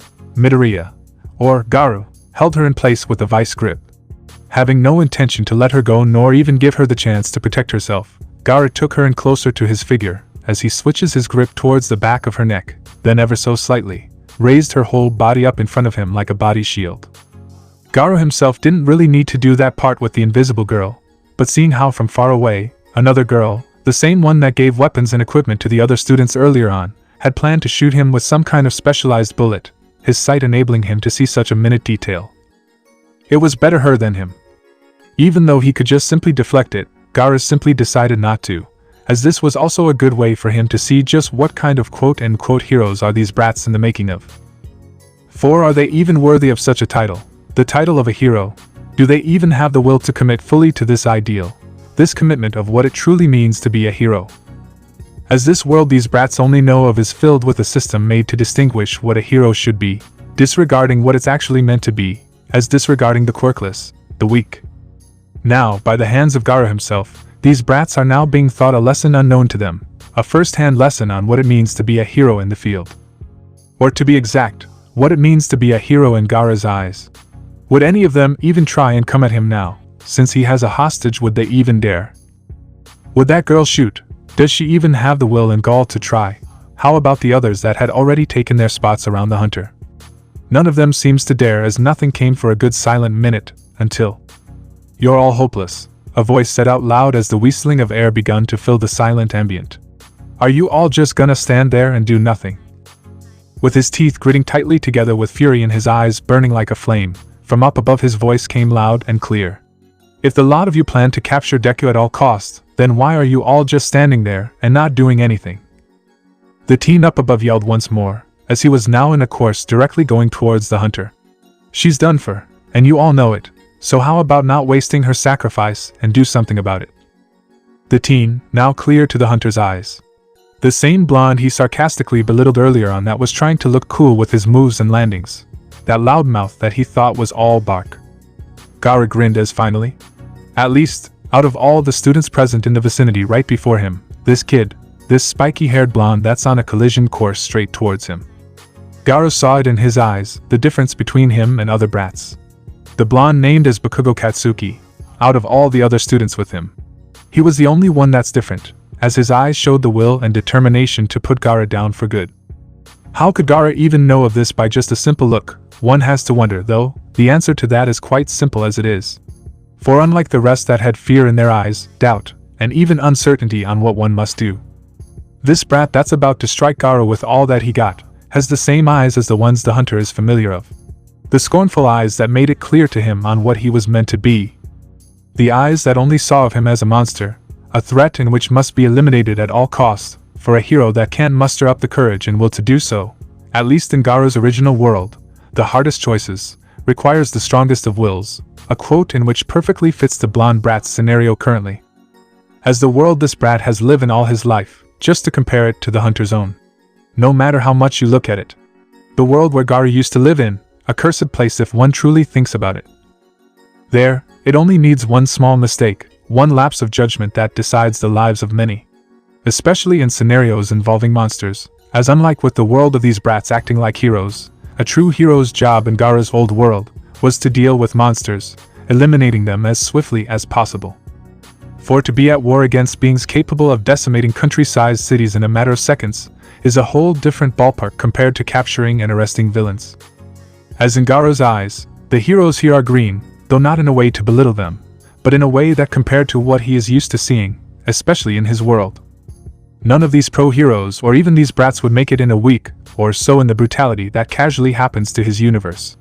Millions dead in a blink of an eye, multiple whole country-sized cities getting wiped off from the face of the earth with a single swipe, the daily occurrence of monsters massacring en masses, freaks of nature claiming to be kings, even king aliens invading their world. All of those are more or less just mundane things that people like Garou were forced to deal with, and so the heroes as well as the majority of the populace in his world accepted that kind of normalcy. As one day they would all die, and the chances are, it would be by a monster. So again, the heroes, heck, even the ordinary civilians that Garou knew from his world needed a strong enough will to survive on such a planet, and an even stronger conviction to stay alive and fight for another day, no matter how much it has taken away from them. Just to see those eyes of complete acceptance on what must be done, the eyes of which that consider Garou not as a human, but as a monster, just like those of his own world. To see them in that hot-headed brat, Garou could only chuckle. "Well, I guess not all of you are green," Garou said as he hastily put the invisible girl down to his side, covering her from what's to come. The hunter raised his left arm towards the brat in excitement, while his right lowered towards the side of his abdomen, forming a stance while his legs readied for impact. Garou was left with anticipation and excitement, as the brat came nearer by the moment. Howitzer impact! Bakugo yelled as his body began to move in a circular motion, forming a tornado in the process, which then funnels up the oxygen around him as fuel to his attack. This move was one of Bakugo's strongest attacks, which, if it hits its target, the force it would generate is comparable to an actual missile going at supersonic speeds. And yet, the hunter right before him was just chuckling in slight amusement on his figure. Aiming his right hand towards Garou, and without a moment of hesitation, an explosion big enough to engulf an area of 100 meters squared burned to ashes. Bakugo, Garou, and Hagakure were at the epicenter of such destruction, which made the other students shocked and terrified of what their fellow classmate had done. "Is he insane?" Lita yelled out as the thought reciprocated with the rest of the class, for it truly had shocked them all that Bakugo was willing to go to such lengths in taking Midoriya down, even if it causes his and other people's lives. They flinch at the thought of what may come after such an assault. For the black smog and smoke covered the area where the three were located. Hagakure, did she even survive such a blast? For she isn't one of the most durable types of quirk users in their class. How about Bakugo? It engulfed him as well. But most important of all, the main target of such a gruesome attack. Midoriya. This wasn't the plan, Lita said with disbelief. The same goes with the rest. Yes, they knew it would take a lot to subdue Midoriya, especially with the villain that they think is controlling the said team.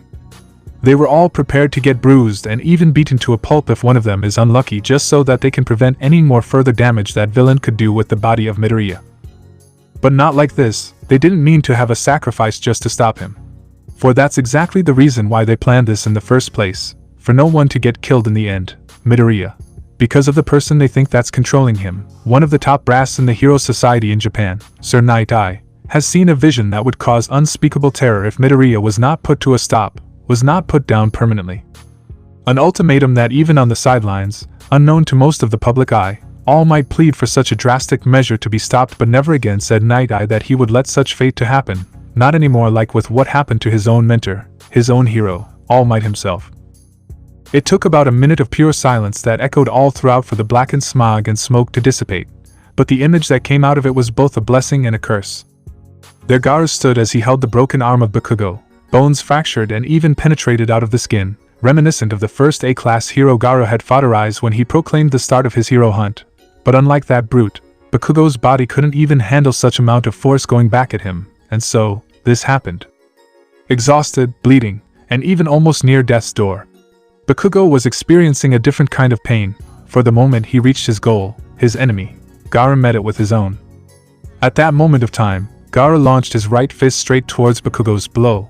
The problem was when it landed, the hunter was only left with disappointment, as even with all the build-up the hot-headed brat made to strengthen his attack, it was completely negated with little to no effort by the force of Garou's punch.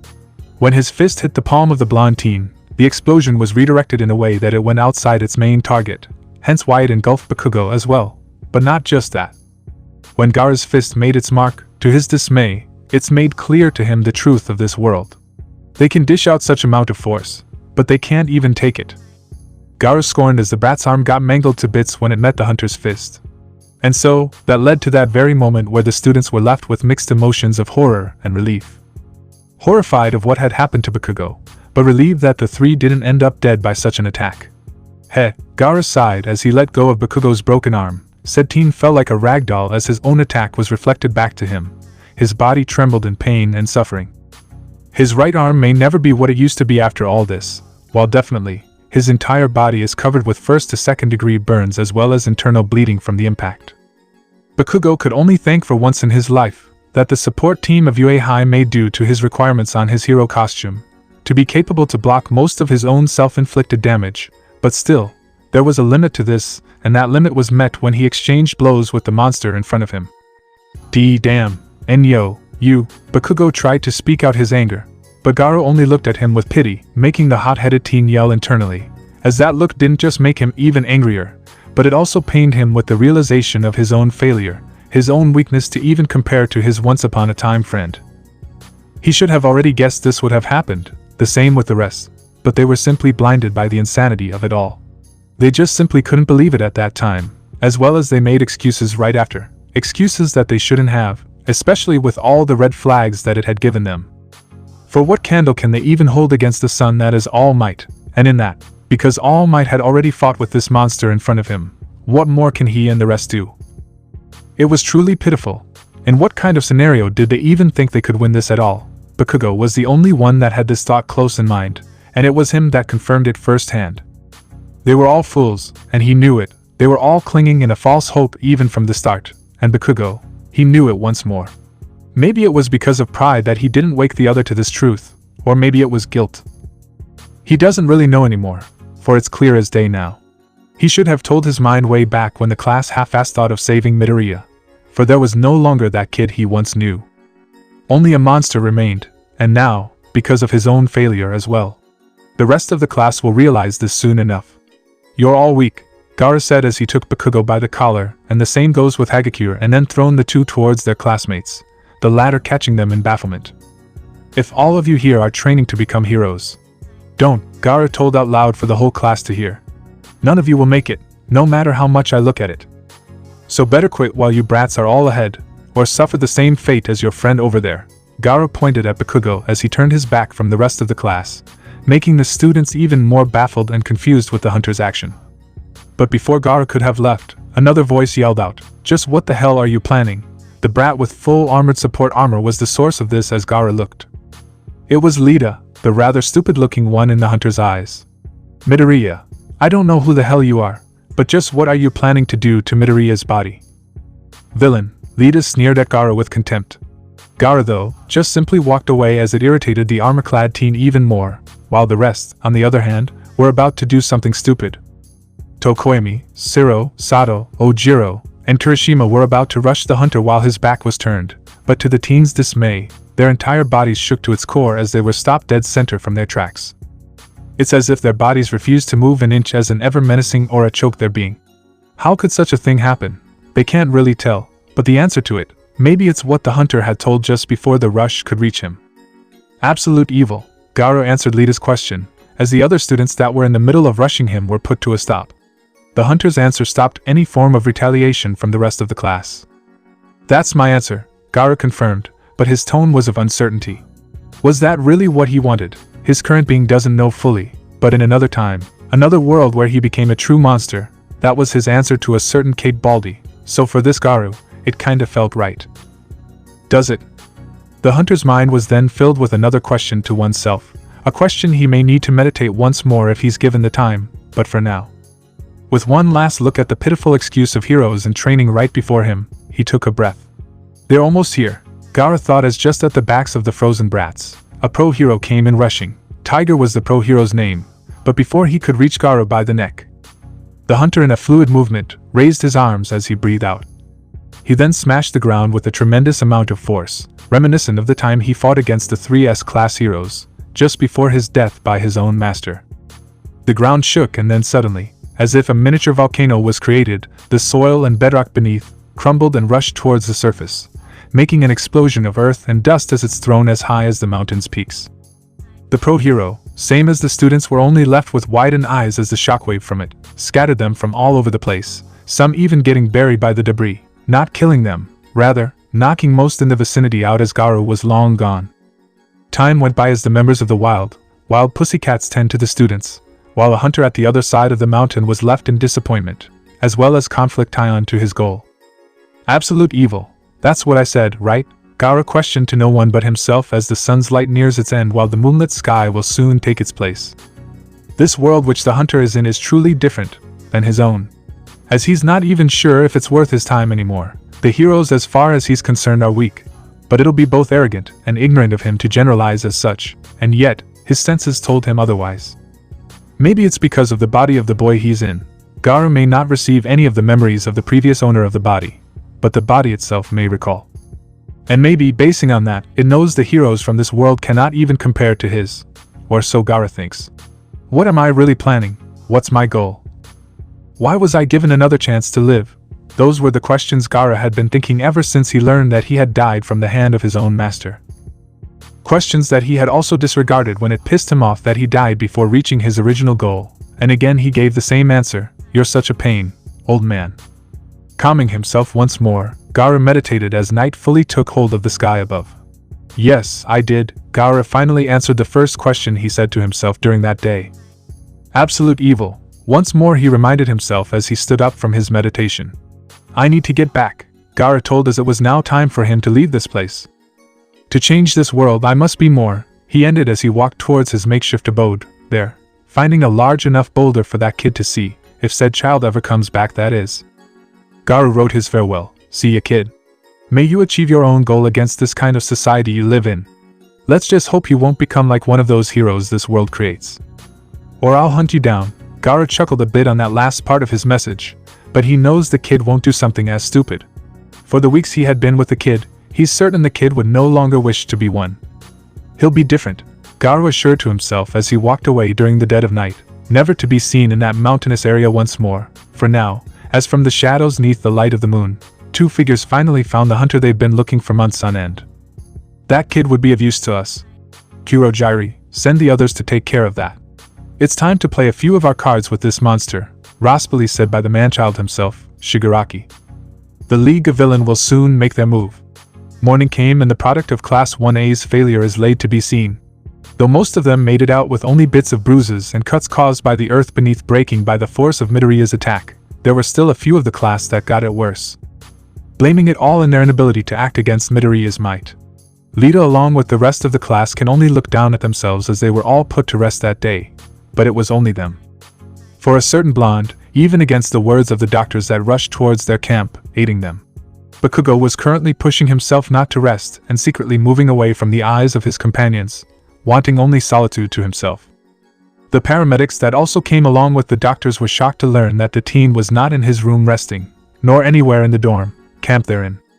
They could have asked for one of the pro-heroes there, Ragdoll for example, but the problem was, she along with the other pro-heroes such as Mandalay, Pixie Bob, and Eraserhead was currently away looking for any signs of where Midoriya was, for they think the kid wouldn't get that far.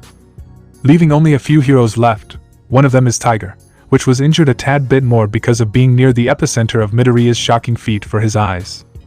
The other one would be Vlad, but he too was busy, making sure his class wouldn't meet the same fate. It would seem not much could be done in finding the teen with the most injured state out of the rest. They only hope as they searched the area, the teen would lay down a tree and rest, for his own good. He should know when to stop and rest, as once they find him, they will put the teen back to bed rest. And so, that's how Bakugo was left to his own. Walking haggardly as his body was still feeling the stress and exhaustion it undertook, right after the on-the-spot first aid and surgery that was done to him yesterday that morning. Said surgery was for his right arm as then and there, it was no longer of use. When the paramedics came and looked upon his injuries, they were only filled with dread as the teen's arm may no longer be usable for the coming years. Healing quirks from famous doctors may help, but the problem was, the damage that blonde teen's right arm took that day against Midoriya turned out to be reminiscent of what a half-and-half classmate of his endured as well. Bakugo's palm or the lack of it was the first thing that caught their eyes. The bones that made up the hand's palm were completely shattered by the amount of force it had received, only leaving the fingers intact. So if one were to look at the teen's hand, it's as if having 5 rigid extrusions coming out of a jelly-like material as its core. Or should one say, the flesh of a palm turned mush, as skin was the only thing holding it in place along with the extrusion known as its fingers. Just by looking at it during that time, it was clear the owner of the hand was feeling pure agonizing pain, and that's just the start of it. The teen's arm was next. And at that point on, let's just say it truly looked the same with that other teen that met their fellow classmates' wrath. As the arm was left broken, shattered, and some even turned to pulverized mush, while the majority of it was bent to a pretzel as the bones connecting each part of the arm zig and zag, while some of it even penetrating out of flesh and skin. Just what could they even do at that point? Well, 2 options came, the first, amputation, the second, pray that the healing quirks of the doctors that came along would help with the teen's arm as they made do with surgery, doing their best to desperately save the boy's arm from an option that would leave him with 3 limbs instead of 4. After that, here we are. Bakugo through his sheer will and hard-headedness continued to walk away from the camp. Why though? What was the point of him being this rash and risking his own health for no apparent cause? Well, the reason is quite simple for the blonde teen. He cannot rest, not now, not ever. After his fight against that monster that took his once-in-a-time friend, he knew to himself that he just couldn't let that thing go, let it become stronger. Stronger than him, for there was no mistaking it. When Bakugo saw the body of Midoriya that time, it wasn't the same with the one that he knew. It was refined, strengthened, and even more than that, tuned into a body capable of decimating through heroes and villains alike. Bakugo knew of this for some reason, as when his palm connected to the fist of the monster he fought, a vision came. Not of his life flashing from his eyes, rather, an ominous figure atop the remains of all those that oppose it. While a familiar voice came and whispered, "Ka-chan, you damn idiot," Bakugo internally screamed as he made his way towards a path that, if he took a singular turn, would lead him to the hunter's abode, while straight ahead was a place where a kid was currently sulking when he found the message that was meant for him. "Fight that damn freak and get back here, you stupid Deku," Bakugo yelled internally once more as he took the straight path towards the kid, "and this brat better be worth it." The hot-headed teen's internal dialogue now ended, as what the faint whisper that gave him the reason to keep on moving may pay off in the end.